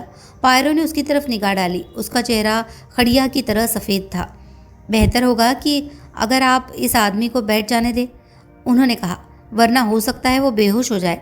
रेलगाड़ी का गार्ड थोड़ा सा हिला और कंडक्टर कोने में ढह गया और उसने अपने चेहरे को हाथों में से ढक लिया। पायरो बोले, मामला गंभीर है। बेशक गंभीर है। शुरू करें तो पहले यह हत्या, यह तो अपने आप में अव्वल दर्जे की मुसीबत है। लेकिन इतना ही नहीं है, हालात भी बड़े गैर मामूली है। हम यहाँ हैं, रुके हुए, और घंटों तक रुके रह सकते हैं। कुछ घंटों तक ही नहीं, कुछ दिनों तक। एक बात और, ज़्यादातर देशों से होकर गुजरते समय उस देश की पुलिस हमारी रेलगाड़ी पर साथ चलती है, लेकिन यूगोस्लाविया में नहीं। आप समझे? खासी मुश्किल स्थिति है, पायरो ने कहा। अभी और भी बुरा बाकी है। डॉक्टर कॉन्स्टेंटाइन, मैं भूल गया कि मैंने आपका परिचय नहीं कराया। Doctor Constantine, monsieur Poirot. ठिगने सांवले आदमी ने ज़रा सा झुककर अभिवादन किया। मोसिए पायरो भी उत्तर में झुके। डॉक्टर कॉन्स्टेंटाइन की राय में मौत रात के 1 बजे के करीब हुई। ऐसे मामलों में कहना मुश्किल होता है, डॉक्टर ने कहा, लेकिन मेरे ख्याल में पक्के तौर पर मैं कह सकता हूँ कि मौत 12 बजे से 2 बजे के बीच हुई। इन रैचेट महाशय को आखिरी बार जिंदा कब देखा गया था? पायरो ने पूछा। जानकारी के मुताबिक 1 बजने में 20 मिनट बाकी थे जब उन्होंने कंडक्टर से बात की थी। तब तक वे जिंदा थे, मोसियो बोक ने कहा। यह बिल्कुल सही है, पायरो ने कहा। मैंने खुद सुना था। क्या बात हुई थी? वही आखिरी बात है जो मालूम है। हाँ, पायरो डॉक्टर की तरफ मुड़े जिन्होंने बात आगे बढ़ाई। मिस्टर रैचेट के कूपे की खिड़की चौपट खुली पाई गई, जिससे कोई ये फ़र्ज़ कर सकता है कि हत्यारा उस रास्ते से निकल भागा। लेकिन मेरी राय में वह खुली खिड़की एक धोखा है। जो भी उस रास्ते से बाहर जाता वो बर्फ़ में साफ निशान छोड़ जाता। वहाँ कोई निशान नहीं था। कब चला अपराध का पता? पायरो ने पूछा। मिशेल? कंडक्टर उठ बैठा। उसका चेहरा अब भी फीका और डरा हुआ दिख रहा था। इन्हें बताओ ठीक ठीक क्या घटा था, मोसियो बोक ने आदेश दिया। कंडक्टर झटके ले लेकर बोलने लगा। इन मोसियो रैचेट के निजी सेवक, उसने आज सुबह कई बार दरवाज़ा खटखटाया, कोई जवाब नहीं आया। फिर आधा घंटा पहले डाइनिंग कार का बंदा आया। वह जानना चाहता था कि क्या मोसियो खाना खाएंगे। 11 बजे का समय था, आप समझे। मैंने दरवाज़ा अपनी चाबी से खोला, लेकिन अंदर जंजीर भी होती है और वह लगी हुई थी। कोई जवाब नहीं आ रहा था और वहाँ अंदर बहुत खामोशी थी और सर्दी जनाब। खिड़की खुली और बर्फ भीतर आ रही थी। मैंने सोचा शायद महाशय को दौरा पड़ गया। मैं रेलगाड़ी के ड्राइवर को बुला लाया। हमने जंजीरें तोड़ी और अंदर गए। वे वहाँ भयानक था। उसने फिर चेहरा हाथों में छिपा लिया। दरवाज़ा बंद था और अंदर से जंजीर लगी थी। पायरो ने सोचते हुए कहा, आत्महत्या तो नहीं थी? ऐं? यूनानी डॉक्टर ने एक तिक्त व्यंग भरी हंसी के साथ पूछा। आत्महत्या करने वाला आदमी क्या खुद को 10, 12, 15 जगह भोगता है? पायरो की आंखें खुल गई। ये तो बहुत बर्बर है, उन्होंने कहा। कोई औरत है? गाड़ी के ड्राइवर ने पहली बार मुंह खोला। इस पर भरोसा कीजिए, वो कोई औरत थी। सिर्फ एक औरत इस तरह चाकू भोग सकती है। डॉक्टर कॉन्स्टेंटाइन ने सोचने के अंदाज में अपना चेहरा सिकोड़ा।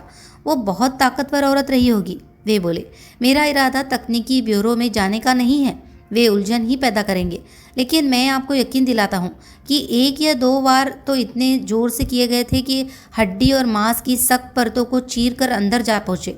साफ है कि ये कोई सूझबूझ वाला जुर्म नहीं था, पायरो ने कहा। बेहद ताबड़तोड़ किया गया था, डॉक्टर कॉन्स्टेंटाइन ने कहा। वार अंधाधुन किए गए थे और जहाँ तहाँ कुछ तो बिछलते हुए निकल गए, मुश्किल से कोई नुकसान पहुँचाकर। ऐसा लगता है कि किसी ने आंखें बंद कर ली थी और फिर पगलाकर अंधेपन से बार बार चोट की थी। औरत ही है, गाड़ी के गार्ड ने कहा। औरतें ऐसी ही होती है, जब गुस्सा जाती है तो उनमें बहुत ताकत आ जाती है।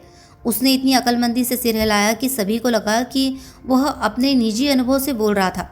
मेरे पास शायद आपकी जानकारी के भंडार में कुछ जोड़ने के लिए है, पायरो ने कहा। उसी रेचेट ने कल मुझसे बात की थी। उन्होंने मुझे बताया था, जितना मैं उन्हें समझ पाया, कि उनकी ज़िंदगी खतरे में थी। ठिकाने लगा दिया। यह अमरीकी फिक्रा है ना, मोसिए बोग ने कहा। तब तो यह कोई औरत नहीं है, यह कोई गैंगस्टर या बंदूकची है। गाड़ी का गार्ड अपनी तजवीज़ को खाली जाते देखकर दुखी लगा। ऐसा है, पायरो ने कहा। तो फिर लगता है यह बड़े अनाड़ीपने से किया गया है। उनके स्वर में व्यावसायिक नापसंदी का पुट था। गाड़ी पर एक हट्टा कट्टा अमरीकी है, मोसिए बोक ने अपने ख्याल का पीछा करते हुए कहा। एक मामूली सा आदमी, बड़े ख़राब कपड़े पहने। वो हमेशा च्युइंगम चबाता रहता है, जो मेरे ख्याल में अच्छे लोगों में नहीं किया जाता। तुम जानते हो ना मेरा मतलब किससे है? कंडक्टर ने, जिससे उन्होंने पूछा था, अपना सिर हिलाया। जी साहब, नंबर 16। लेकिन वह नहीं हो सकता। मैं उसे डिब्बे में आते या जाते देख लेता। हो सकता है तुम न देख पाते, लेकिन इसकी बात अब हम अभी करेंगे। सवाल यह है कि क्या किया जाए। उन्होंने पायरो की तरफ देखा। पायरो ने पलटकर नज़रें उन पर टिका दी। आओ मेरे दोस्त, मोसिए बोक ने कहा। तुम्हें पता है मैं तुमसे क्या कहने वाला हूँ? मैं तुम्हारी कुव्वत जानता हूँ। इस जहाज का जिम्मा संभालो। न, मना मत करो। देखो, हमारे लिए ये गंभीर है। मैं अंतर्राष्ट्रीय स्लीपिंग कार रेल कंपनी की तरफ से बोल रहा हूँ। जब तक युगोस्लाविया की पुलिस आए, कितना अच्छा हो अगर हम उन्हें हल पेश कर दे, वरना देरी, परेशानी, निर्दोष लोगों के लिए बेकार की मुसीबत। इसकी बजाय तुम रहस्य सुलझा दो। हम कहेंगे एक हत्या हुई, ये रहा अपराधी, और फ़र्ज़ कीजिए मैं हल न कर पाया। मेरे प्यारे दोस्त, मोसिए बोक की आवाज़ में नरमी और लाड़ आ गया। मैं तुम्हारी शोहरत से वाकिफ़ हूँ। मुझे तुम्हारे तरीक़ों का भी कुछ अंदाज़ा है। ये तुम्हारे लिए आदर्श मामला है। इन सभी लोगों का अगला पिछला पता करना, उनकी सच्चाई मालूम करना, इस सब में समय लगता है और जाने कितनी असुविधा होती है। लेकिन क्या मैंने तुम्हें अक्सर ये कहते नहीं सुना है कि किसी मामले को सुलझाने के लिए आदमी को बस कुर्सी में पीछे पीठ टिकाकर बैठने और सोचने की ज़रूरत है। यही करो। गाड़ी के मुसाफिरों से पूछताछ करो, लाश को देखो, जो भी सुराग हो उन्हें जांचो, और फिर खैर, मुझे तुम में विश्वास है। मुझे पक्का यकीन है वो तुम्हारी तरफ से कोई बेमतलब की शेखी नहीं है। पीछे टिक कर सोचो। दिमाग के अंदर जो है, जैसा मैंने इतनी बार तुम्हें कहते सुना है, उसे इस्तेमाल करो और तुम्हें पता चल जाएगा। वे अपने मित्र को स्नेह भरी नज़रों से देखते हुए आगे को झुक गए। आपके विश्वास ने मेरे दिल को छू लिया है मेरे दोस्त, पायरो ने भावभीने स्वर में कहा। जैसा आप कहते हैं, यह मुश्किल मामला नहीं होना चाहिए। मैं खुद पिछली रात, लेकिन अभी हम उसकी चर्चा नहीं करेंगे। सच तो यह है कि यह गुत्थी मेरी दिलचस्पी जगा रही है। आधा घंटा भी नहीं हुआ, मैं सोच रहा था कि कई घंटों की ऊब आगे खड़ी है, जितनी देर हम यहाँ फंसे रहते हैं। और अब एक मसला मेरे हाथों में मौजूद है, तो तुम मंजूर करते हो? मोसिए बोक ने आतुरता से कहा। बेशक, आप मामले को मेरे हाथ में छोड़ दीजिए। ठीक, हम सब तुम्हारी सेवा के लिए तैयार है। शुरू करें? तो मुझे इस्तंबुल से कैले जाने वाले डिब्बे का नक्शा चाहिए। और एक फहरिस्त भी उन लोगों की जो उसके अलग अलग कक्षों में टिके हुए थे, और मैं उनके पासपोर्ट और उनके टिकट देखना चाहूँगा। मिशेल तुम्हारे लिए ये सब ला देगा। कंडक्टर डिब्बे के बाहर चला गया। रेलगाड़ी में और कौन कौन से मुसाफिर है? पायरो ने पूछा। इस डिब्बे में डॉक्टर कॉन्स्टेंटाइन और मैं ही सफ़र कर रहे थे। बुखारेस्ट से आए डिब्बे में लंगड़ी टांग वाले एक बूढ़े सज्जन हैं। कंडक्टर उन्हें अच्छी तरह जानता है। उसके परे आम डिब्बे हैं, लेकिन उनसे हमारा कोई सरोकार नहीं, क्योंकि वे कल रात भोजन के परोसे जाने के बाद बंद कर दिए गए थे। इस्तंबुल से कैले जाने वाले डिब्बे के आगे बस डाइनिंग कार ही है। फिर तो लगता है, पायरो ने धीरे से कहा, कि हमें हत्यारे को इस्तंबुल से कैले जाने वाले डिब्बे में ही खोजना पड़ेगा। वे डॉक्टर की तरफ मुड़े। मेरा ख्याल है आपका इशारा इसी तरफ था ना? डॉक्टर ने सिर हिलाया। 12 बजने के आधे घंटे बाद हम बर्फबारी में जा फंसे थे। उसके बाद से कोई रेलगाड़ी छोड़कर जा नहीं सका होगा। मोसिए बोक ने गंभीर अंदाज में कहा। हत्यारा हमारे साथ है, इस समय रेलगाड़ी पर सवार। सबसे पहले, पायरो ने कहा, मैं 2-4 बातें युवा मोसिए मैक्विन से करना चाहूँगा। हो सकता है वे मुझे महत्वपूर्ण जानकारी दे सके। यकीनन, मोसिए बोक ने कहा। वे रेलगाड़ी के गार्ड की तरफ मुड़े। मोसिए मैक्विन को यहाँ आने के लिए कहो। रेलगाड़ी का गार्ड डिब्बे के बाहर चला गया। कंडक्टर पासपोर्ट और टिकटों की एक गड्डी लिए वापस आया। मोसिए बोक ने वह सब उससे ले लिया। शुक्रिया मिशेल, मेरे ख्याल से अब सबसे अच्छा यही होगा कि तुम जाकर अपना काम करो। तुम्हारी गवाही औपचारिक रूप से हम बाद में ले लेंगे। बहुत अच्छा मोसिए। मिशेल भी डिब्बे के बाहर चला गया। जब हम युवा मैक्विन से मिल चुके, पायरो ने कहा, तब डॉक्टर साहब शायद मेरे साथ उस डिब्बे में चलना पसंद करेंगे जहाँ वह मारा गया आदमी है। बेशक। वहाँ काम खत्म कर लेने के बाद हम। लेकिन ठीक इसी क्षण रेलगाड़ी का गार्ड हेक्टर मैक्विन के साथ लौट आया। मोसिए बोक उठ खड़े हुए। यहाँ जगह कुछ तंग है, उन्होंने शाइजगी से कहा। आप मेरी सीट ले लीजिए मोसिए मैक्विन। मोसिए पायरो आपके सामने बैठेंगे। ऐसे वे रेलगाड़ी के गार्ड की तरफ मुड़े। डाइनिंग कार से सभी लोगों को हटा दे, वे बोले, और उसे मोसिए पायरो के लिए खाली कर दो। तुम अपनी पूछताछ वही करोगे ना मित्र? हाँ, ये बहुत सुविधाजनक रहेगा। पायरो ने सहमति जाहिर की। फ्रांसीसी भाषा के तेज प्रवाह को बूझ न पाने की वजह से मैक्विन खड़ा उनमें से कभी एक के चेहरे को देखता, कभी दूसरे के चेहरे को। कुछ हो गया है क्या? उसने कष्ट से फ्रांसीसी में बोलना शुरू किया। ट्रेन में एक जोरदार इशारे से पायरो ने उसे कोने की सीट की तरफ धकेल दिया। वह बैठ गया और उसने फिर एक बार शुरू किया। पोरकोई। फिर खुद को रोक कर उसने वापस अपनी भाषा का पल्ला थाम लिया। रेलगाड़ी में क्या चल रहा है? कुछ हो गया है क्या? उसने एक आदमी से दूसरे आदमी की तरफ नजर फिराई। पायरो ने सिर हिलाया। बिल्कुल, कुछ हो गया है। खुद को धक्के के लिए तैयार कर लीजिए। आपको नौकरी पर रखने वाले मोसियो रैचेट की मौत हो गई है। मैक्विन के होठ सीटी बजाने की मुद्रा में सिकुड़ गए, सिवाय इसके कि उसकी आंखों में थोड़ी और चमक आ गई। उसने सदमे या परेशानी की कोई निशानी जाहिर नहीं की। तो वे आखिरकार उसे पा ही गए। उसने कहा, इस वाक्य से आपका क्या मतलब है मोसिए मैक्विन? मैक्विन हिचकिचाया। आप ये मानकर चल रहे हैं, पायरो ने कहा, कि मोसिए रैचेट की हत्या की गई है? नहीं की गई क्या? इस बार मैक्विन ने आश्चर्य प्रकट किया। सच पूछिए तो, उसने धीरे से कहा। मैंने ठीक यही सोचा था। आपका मतलब है वह बस सोते में चला गया? अरे वह बुढ़ा इतना दमदार था, इतना दमदार था। वह उपमा खोज पाने में नाकाम होकर रुका।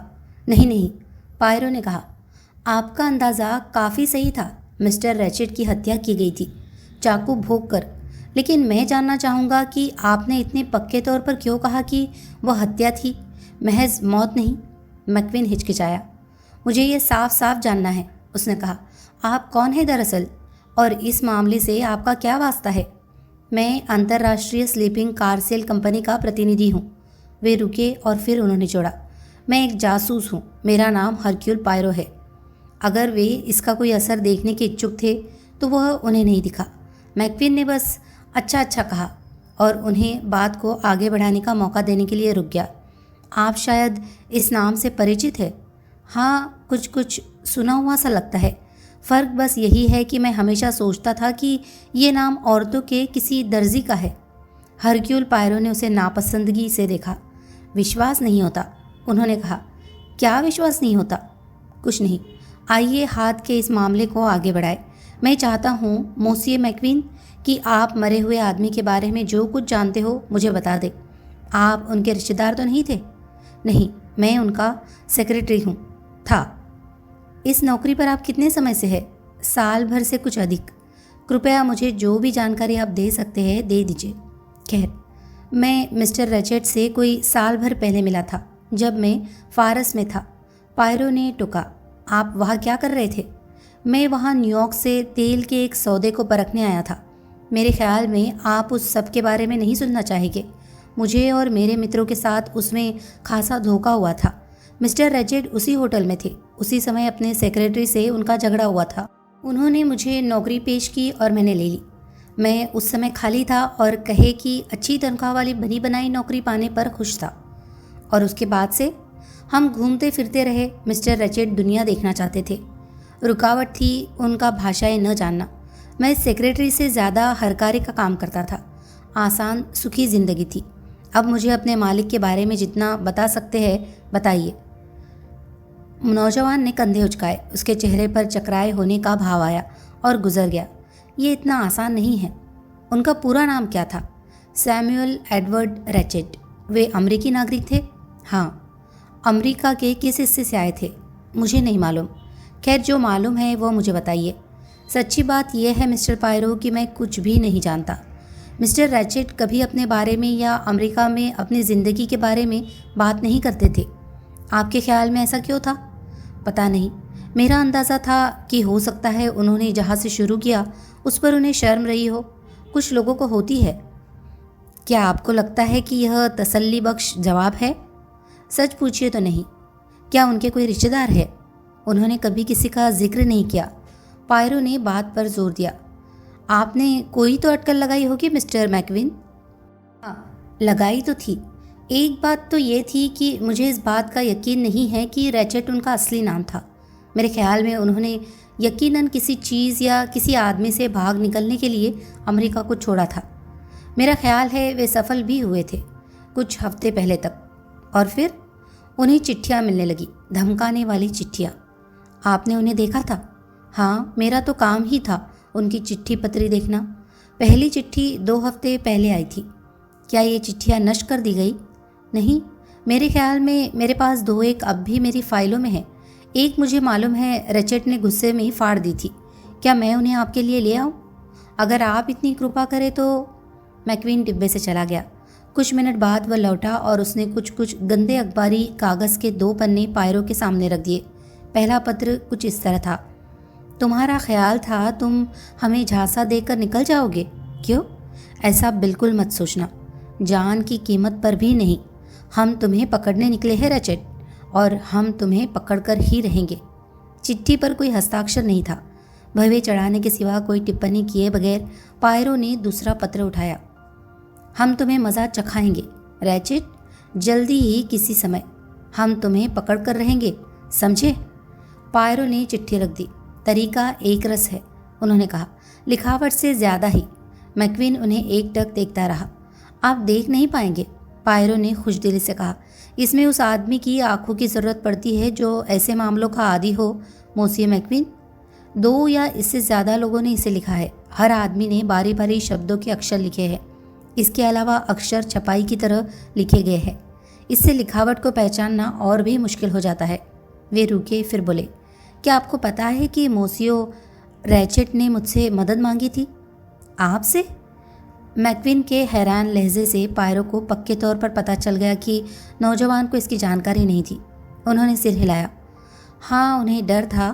अब बताइए, जब उन्हें पहली चिट्ठी मिली थी तो उन्होंने क्या किया था? मैक्वीन हिचका। कहना मुश्किल है। उन्होंने अपने उसी खामोश तरीके से उसे किनारे कर दिया था, लेकिन जाने कैसे? उसे हल्की सी झुरझुरी आई। मुझे महसूस हुआ कि खामोशी के नीचे नीचे कुछ चल रहा था।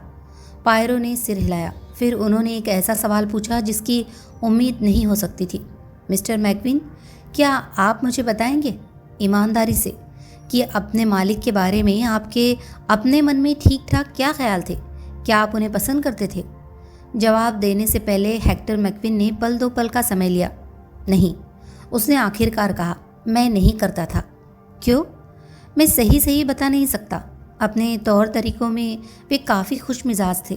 वह रुका, फिर बोला, मैं आपसे सच कहूँगा मिस्टर पायरो, मैं उन्हें नापसंद करता था और उन पर मुझे विश्वास नहीं था।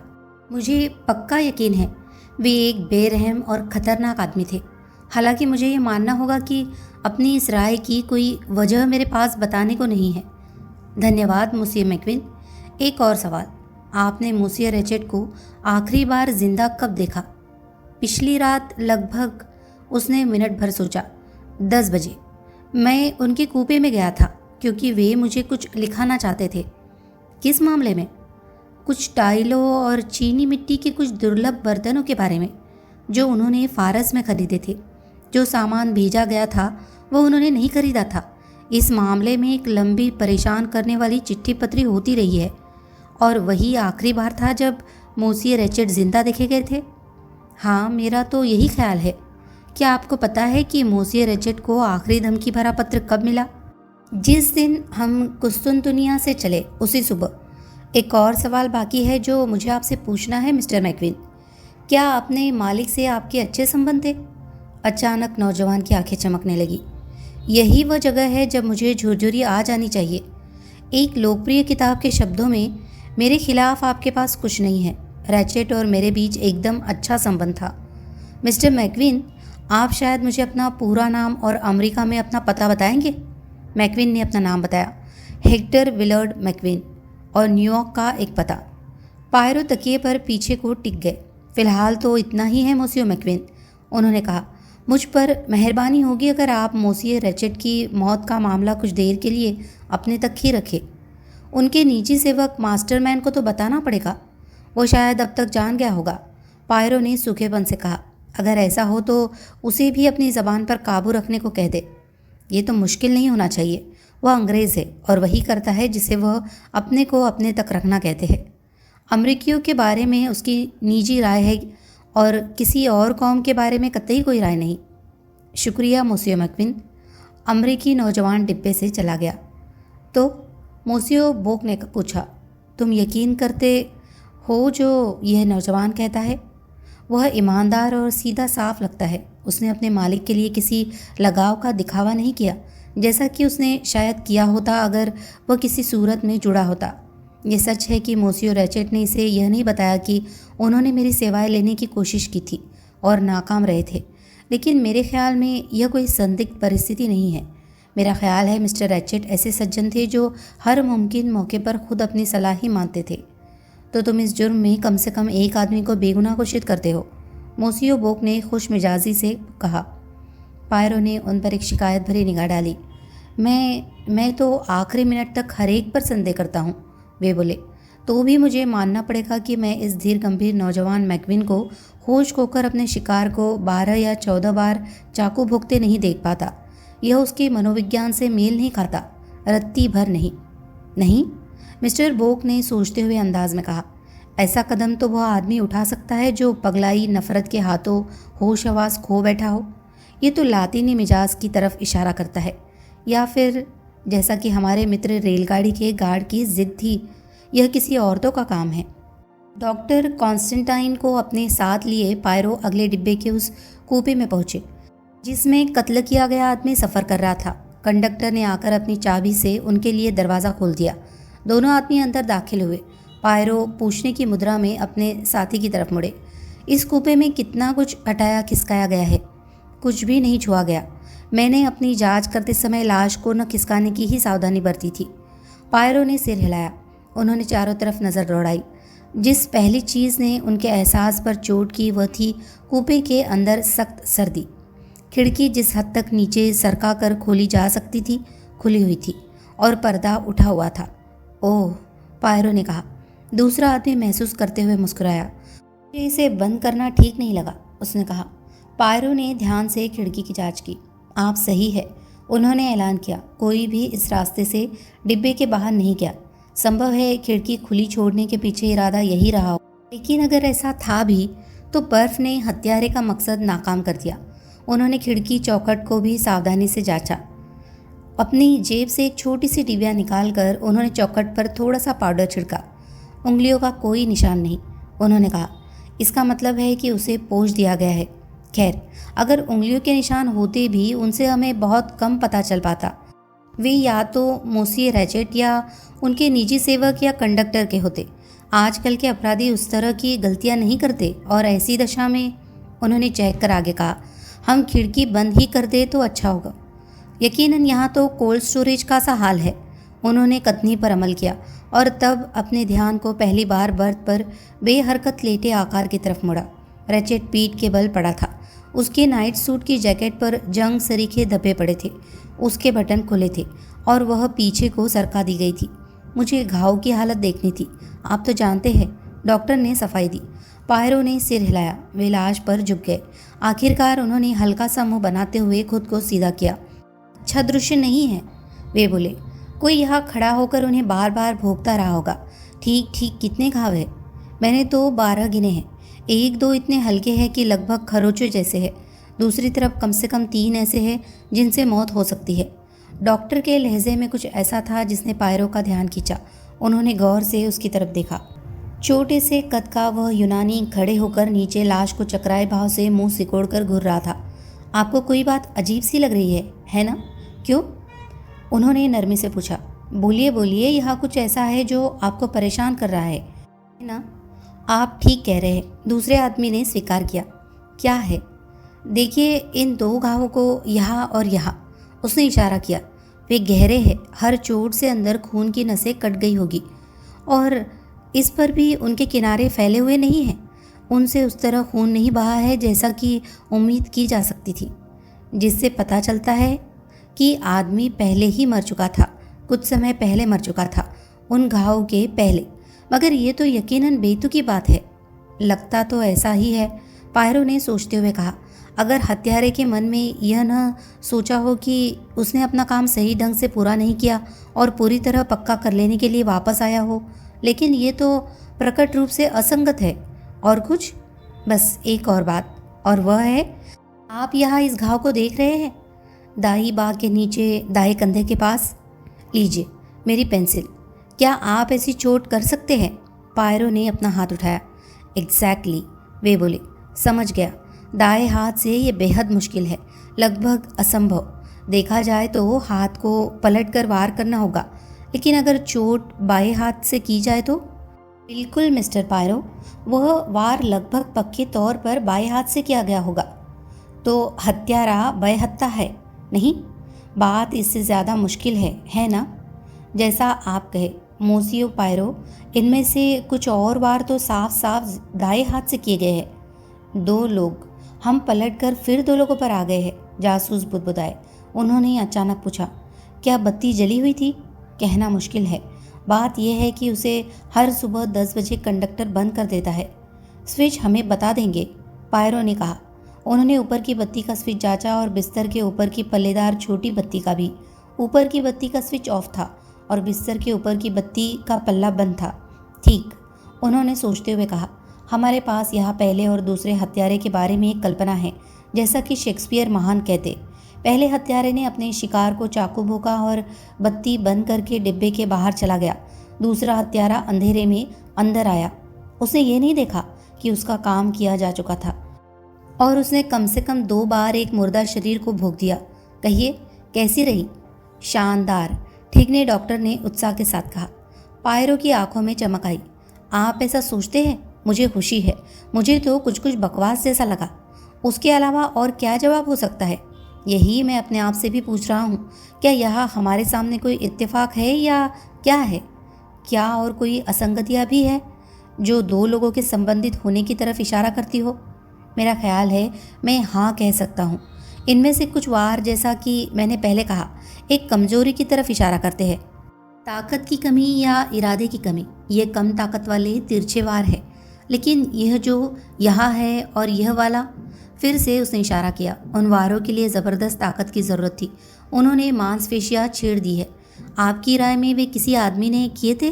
बिल्कुल, यकीनन। कोई औरत ऐसे वार नहीं कर सकती थी। हो सकता है कोई जवान, ताकतवर, तंदुरुस्त औरत ऐसे वार कर पाती, ख़ास तौर पर अगर वह किसी शक्तिशाली भावना की गिरफ्त में होती, लेकिन मेरी राय में यह बहुत हद तक नामुमकिन है। पायरो 1-2 पल खामोश रहे। दूसरे आदमी ने व्यग्रता से कहा, आप मेरी बात समझते हैं ना? पूरी तरह, पायरो ने कहा। मामला खुद ब खुद अद्भुत ढंग से साफ होता चला जा रहा है। हत्यारा बहुत ताकत वाला आदमी था। वह कमज़ोर था, वह औरत थी, वह बेहत्ता व्यक्ति था, वह दाएं हाथ से काम करने वाला शख्स था। अच्छा मजाक है। वो सहसा भड़के, गुस्से में बोले, और ये शिकार? इस सब में वह क्या करता है? क्या वह चीख मारता है? क्या वह हाथापाई करता है? क्या वह खुद को बचाता है? उन्होंने अपना हाथ तकिए के नीचे सरकाया और वह ऑटोमेटिक पिस्तौल बाहर निकाली जो रैचेट ने पिछले दिन उन्हें दिखाई थी। पूरी भरी हुई है, देखा? वे बोले। दोनों ने चारों तरफ निगाह डाली। रैचेट के दिन वाले कपड़े दीवार पर लगी खूंटियों से लटक रहे थे। हाथ मुंह धोने की चिलमची के ढक्कन से बनी छोटी सी मेज़ पर कई चीज़ें रखी हुई थी। पानी के गिलास में नकली दांत, एक और गिलास खाली, मिनरल वाटर की एक बोतल, एक बड़ी सी फ्लास्क और एक रागदानी जिसमें सिगार का एक टोटा और कागज़ के कुछ जले हुए टुकड़े पड़े थे, साथ ही माचिस की 2 जली हुई तीलियाँ।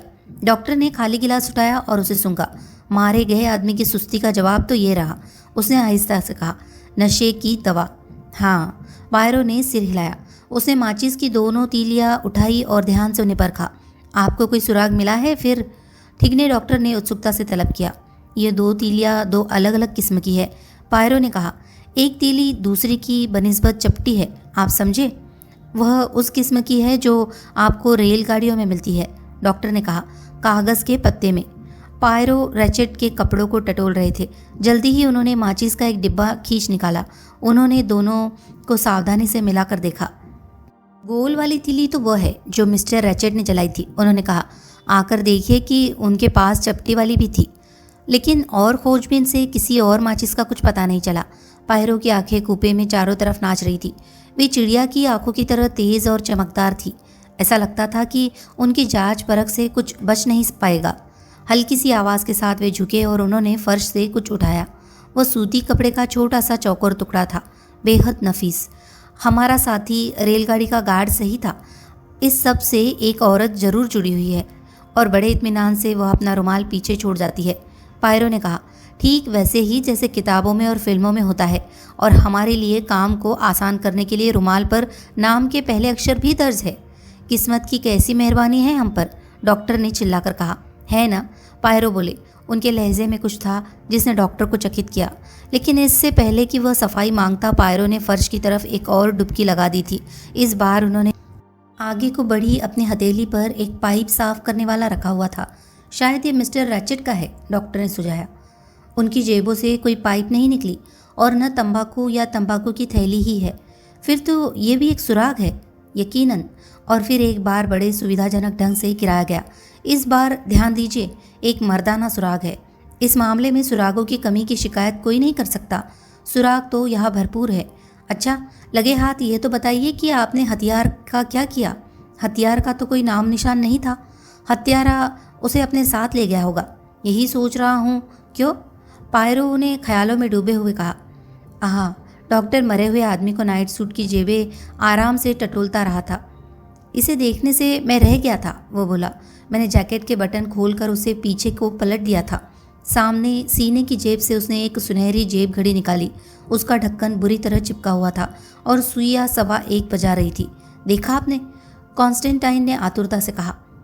इससे हमें जुर्म के समय का पता चल जाता है। ये मेरी गिनती से मेल खाता है। रात के 12 बजे से 2 बजे के बीच मैंने कहा था, और शायद 1 बजे। हालांकि ऐसे मामलों में बिल्कुल सही होना मुश्किल होता है। 1:15 यही था जुर्म का समय। संभव है? हाँ, निश्चय ही यह संभव है। डॉक्टर ने अजीब निगाहों से पायरो की तरफ देखा।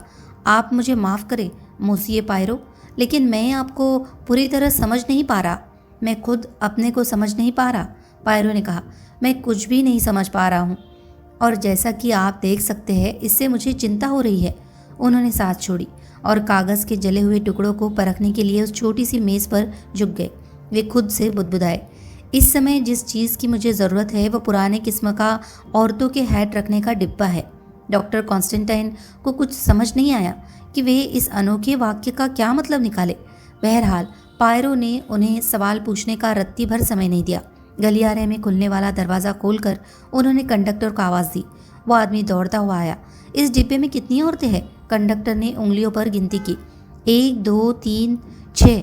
मोसिए, बूढ़ी अमेरिकी महिला, एक स्वीडी महिला, युवा अंग्रेजी महिला, काउंटेस आंद्रेनी और रानी ड्रैगोमिरॉफ और उनकी नौकरानी। पायरो ने कुछ पल सोचा। उन सबके पास हैट रखने वाले डिब्बे हैं? क्यों? जी मोसियो। तो ऐसा करो, मुझे ज़रा देखने दो। स्वीटी महिला और नौकरानी के हैट रखने वाले डिब्बे ला दो।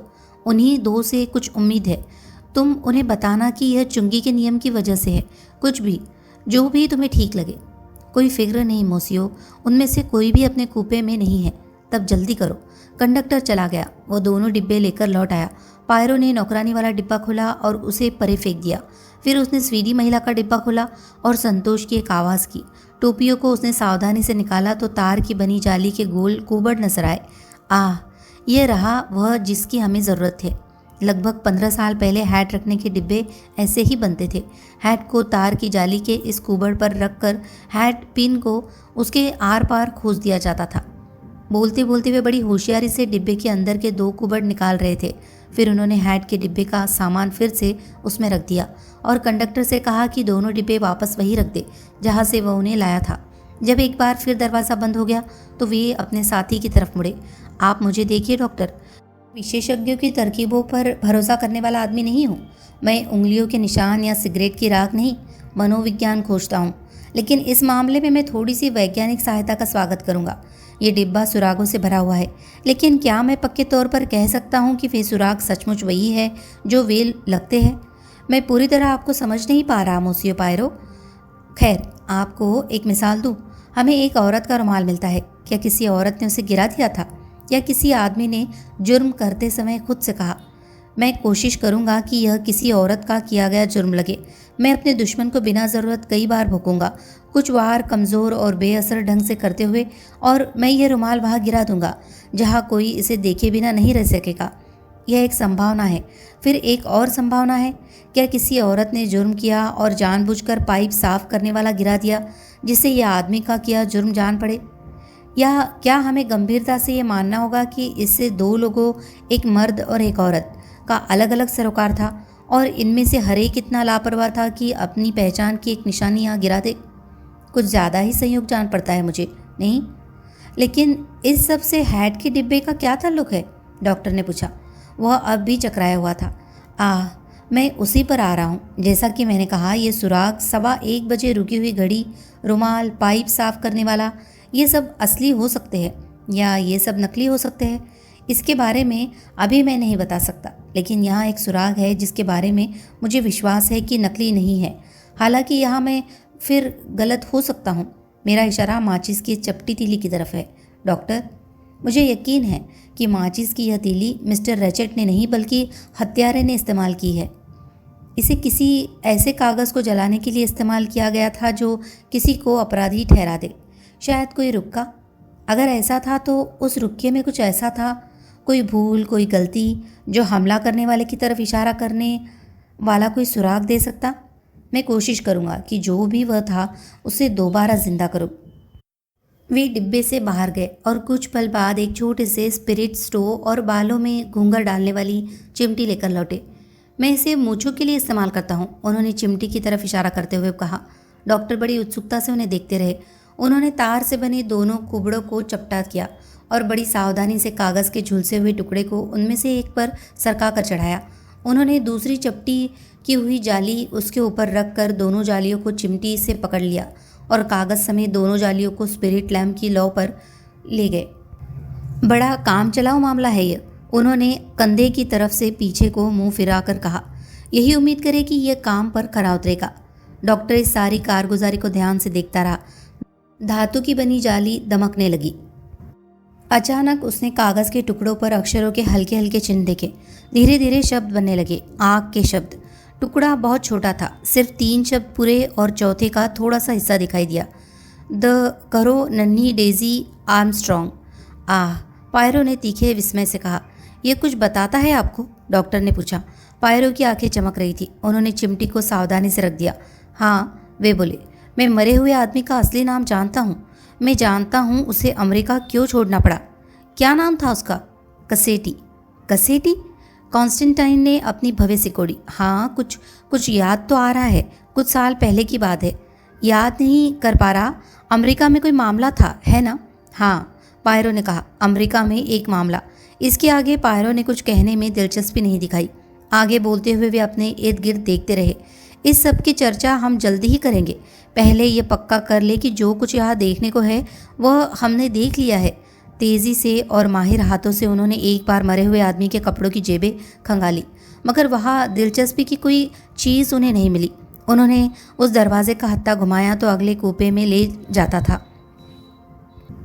लेकिन उसकी चिटखनी दूसरी तरफ से लगी हुई थी। एक बात तो है जो मैं समझ नहीं पा रहा, डॉक्टर कॉन्स्टेंटाइन ने कहा। अगर हत्यारा खिड़की से निकलकर नहीं भागा और अगर यह बीच के दरवाजे की चिटकनी दूसरी तरफ से लगी हुई थी और अगर गलियारे में खुलने वाला दरवाज़ा भी अंदर से न सिर्फ बंद था बल्कि उसमें जंजीर भी लगी थी, तो फिर हत्यारा कूपे से निकला कैसे? यही बात दर्शक कहते हैं। जब किसी आदमी के हाथ पैर बांध कर उसे अलमारी में बंद कर दिया जाता है और वह गायब हो जाता है। आपका मतलब है? मेरा मतलब है, पायरो ने समझाया, कि हत्यारे का इरादा हमें यह विश्वास दिलाने का था कि वह खिड़की से निकलकर भागा है, तो वह कुदरती तौर पर ऐसा प्रकट करेगा कि बाकी दोनों निकास असंभव थे। अलमारी के गायब होने वाला आदमी की तरफ यह एक करतब है, बाजीगरी है। यह हमारा काम है पता लगाना कि यह करतब कैसे किया जाता है। पायरो ने बीच वाले दरवाजे की चिटकनी इस तरफ से भी लगा दी थी। कहीं शानदार श्रीमती हवर्ड के दिमाग में, उन्होंने कहा, अपनी बेटी को लिख भेजने के लिए जुर्म के आंखों देखे ब्यौरे हासिल करने का ख्याल ना आ जाए। उन्होंने एक बार फिर चारों तरफ देखा। यहाँ अब मेरे ख्याल से और कुछ करना बाकी नहीं है। चलिए फिर मिस्टर बोक के पास चले।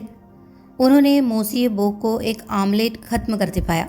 मैंने सोचा कि डाइनिंग कार में फ़ौरन दोपहर का भोजन लगवा दिया जाए, वे बोले।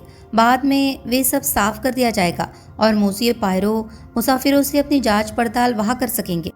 इस बीच में मैंने उन्हें आदेश दिया है कि वे हम तीनों के लिए कुछ खाने को यहाँ ले आए। बहुत बढ़िया विचार है, पायरो ने कहा। बाकी दोनों आदमियों में से किसी को भी भूख नहीं थी और भोजन जल्दी ही खा लिया गया। लेकिन खाने के बाद जब तक वे कॉफ़ी की चुस्कियाँ नहीं लेने लगे तब तक मोसियो बोक ने वह बात नहीं छेड़ी जो उन सभी के दिमागों पर हावी थी। तो फिर, उन्होंने पूछा। तो फिर मैंने मारे गए आदमी की शिनाख्त कर ली है। मुझे मालूम है उसके लिए अमेरिका छोड़ना अनिवार्य क्यों था। कौन था वो? क्या आपको आर्मस्ट्रॉन्ग बच्ची के बारे में छपी खबर याद है? यही वह आदमी है जिसने नन्ही डेजी आर्मस्ट्रॉन्ग की हत्या की थी, कसैटी। हाँ, अब मुझे याद आया। दिल दहलाने वाला मामला था। हालांकि मैं उसके ब्यौरे नहीं याद कर पा रहा। कर्नल आर्मस्ट्रॉन्ग अंग्रेज़ थे, विक्टोरिया क्रॉस से सम्मानित। वे आधे अमरीकी थे क्योंकि उनकी माँ वॉल स्ट्रीट के करोड़पति W.K. वैन डर हॉल्ट की बेटी थी। कर्नल आर्मस्ट्रॉन्ग ने दुख भरी भूमिकाओं में उतरने वाली अपने ज़माने की सबसे मशहूर अभिनेत्री लिंडा आर्डेन की बेटी से शादी की थी। वे अमेरिका में रहते थे और उनकी एक बच्ची थी जिस पर वे जान छिड़कते थे। जब वह 3 साल की हुई, उसका अपहरण कर लिया गया और वापसी की कीमत के तौर पर एक असंभव सी ऊंची रकम मांगी गई। उसके बाद जो कुछ हुआ उसके बारीक ब्यौरों से मैं आपको थकाऊंगा नहीं। मैं वहां तब पहुंचा जब $2 लाख की भारी रकम अदा करने के बाद बच्ची की लाश बरामद हुई, जो कम से कम 2 हफ्ते पहले ही मर चुकी थी। लोगों का गुस्सा आग की तरह भड़क उठा और अभी और भी बुरा आने को था। श्रीमती आर्मस्ट्रॉन्ग एक और बच्चे को जन्म देने वाली थी। बरामदी के सदमे के बाद उन्होंने समय से पहले एक मुर्दा बच्चे को जन्म दिया और खुद भी जल बसी। उनके टूटे दिल वाले पति ने खुद को गोली मार ली। हे भगवान, कैसी ट्रेजेडी है। मुझे अब याद आ रहा है, मोसिए बोक ने कहा। एक और भी मौत हुई थी, अगर मैं सही याद कर पा रहा हूँ तो। हाँ, एक बदनसीब फ्रांसीसी या धाय। पुलिस को यकीन था कि उसे अपराध की कोई जानकारी थी। उन्होंने उसके चीख कर किए गए इनकारों पर विश्वास करने से इनकार कर दिया था। आखिरकार हताशा के दौरे के असर में बेचारी लड़की ने एक खिड़की से छलांग लगा दी और मारी गई। बाद में यह साबित हुआ कि वह उस अपराध से किसी भी तरह जुड़ी होने से पूरी तरह निर्दोष थी। इसके बारे में सोचकर भी बुरा लगता है, मोसिए बोक बोले। लगभग 6 महीने बाद यह आदमी कसेटी उस गिरोह के सरगना के तौर पर गिरफ्तार किया गया जिसने बच्ची का अपहरण किया था। उन्होंने पहले भी इसी तरह के तरीके अपनाए थे। अगर उन्हें लगता कि पुलिस उनका सुराग खोज लेने के करीब है तो वे कैदी को मार देते, लाश छिपा देते और अपराध के पता लगने से पहले जितना पैसा ऐंठ सकते ऐंठ लेते। अब मैं आपके सामने ये साफ कर दूंगा मेरे दोस्त कि कसेटी ही असली आदमी था, लेकिन उस दौलत के सहारे जो उसने जमा कर रखी थी और उस छिपे हुए शिकंजे की बदौलत जिसमें उसने बहुत से लोगों को जकड़ रखा था, वह किसी तकनीकी गड़बड़ी के बल पर बरी हो गया। इसके बावजूद लोगों ने उसे खुद मिलकर फांसी दे दी होती अगर वह चालाकी से उन्हें चकमा देकर भाग न निकला होता। अब मेरे सामने साफ है कि क्या हुआ था। उसने अपना नाम बदला और अमेरिका से रफू चक्कर हो गया। तब से वह एक आराम तलब रईस के भेस में विदेश यात्राएं करता हुआ अपने लगाए हुए पैसे के ब्याज पर ही जी रहा था। आह, कैसा जानवर! मोसिए बोग के लहजे में उनकी दिली नफरत झलक रही थी। मुझे अफसोस नहीं है कि वह मर चुका है, जरा भी नहीं। मैं आपसे सहमत हूँ, तो भी यह जरूरी नहीं कि वह ओरिएंट एक्सप्रेस पर ही मारा जाए, दूसरी जगह भी है। पायरो हल्के से मुस्कुराए। उन्हें एहसास था कि मोसिए बोग के मन में इस मामले को लेकर पक्षपात था। जो सवाल हमें अब खुद से पूछना चाहिए वो ये है, उन्होंने कहा, कि क्या यह हत्या किसी दुश्मन गिरोह का काम है जिसे कसेटी ने अतीत में धोखा दिया था, या यह निजी बदले की कार्रवाई है। पायरो ने जले हुए कागज के टुकड़े पर खोजे गए थोड़े से शब्दों के बारे में बताया। अगर मैं अपने अंदाजे में सही हूँ तो चिट्ठी को हत्यारे ने जलाया। क्यों? क्योंकि उसमें आर्मस्ट्रॉन्ग शब्द लिखा हुआ था, जो रहस्य का सुराग है। क्या आर्मस्ट्रॉन्ग परिवार का कोई सदस्य जीवित है? यह दुर्भाग्य से मैं नहीं जानता। मेरा ख्याल है मुझे श्रीमती आर्मस्ट्रॉन्ग की एक छोटी बहन के बारे में पढ़ना याद है। पायरो ने आगे अपने और डॉक्टर कंस्टेंटाइन के संयुक्त निष्कर्षों के बारे में बताया। टूटी हुई घड़ी के जिक्र पर मोसिए बोग खिल उठे। ये तो लगता है हमें अपराध के समय का काफ़ी सही पता दे रही है। हाँ, पायरो ने कहा, यह बहुत सुविधाजनक है। उनके लहजे में न बताया जा सकने वाला कुछ था जिसने बाकी दोनों को उत्सुकता से उनके चेहरे की तरफ देखने के लिए मजबूर किया।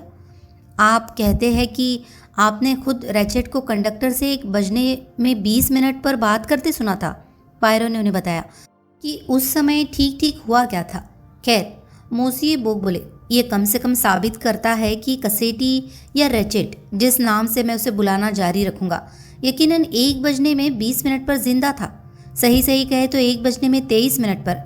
तब 12:37 पर औपचारिक रूप से कहे तो मोसियो रैचेट जिंदा थे। एक तथ्य तो ये है, कम से कम। पायरो ने जवाब नहीं दिया। वे सोच में डूबे हुए सामने नजरें गड़ाए देखते रहे। दरवाजे पर एक दस्तक हुई और डाइनिंग कार का परिचायक अंदर आया। डाइनिंग कार अब खाली है मोसिए, उसने कहा। हम वहाँ चलते हैं, मोसिए बोग ने उठते हुए कहा। क्या मैं आपके साथ चल सकता हूँ? कॉन्स्टेंटाइन ने पूछा। यकीनन डॉक्टर, अगर मोसिए पायरो को कोई एतराज़ न हो। बिल्कुल नहीं, बिल्कुल नहीं, पायरो ने कहा। कायदे के मामले में थोड़ी सी शिष्टता के बाद पहले आपके बाद, कहते हुए वे डिब्बे से बाहर आ गए। आगे की कहानी जानने के लिए नेक्स्ट पार्ट सुनिए। धन्यवाद।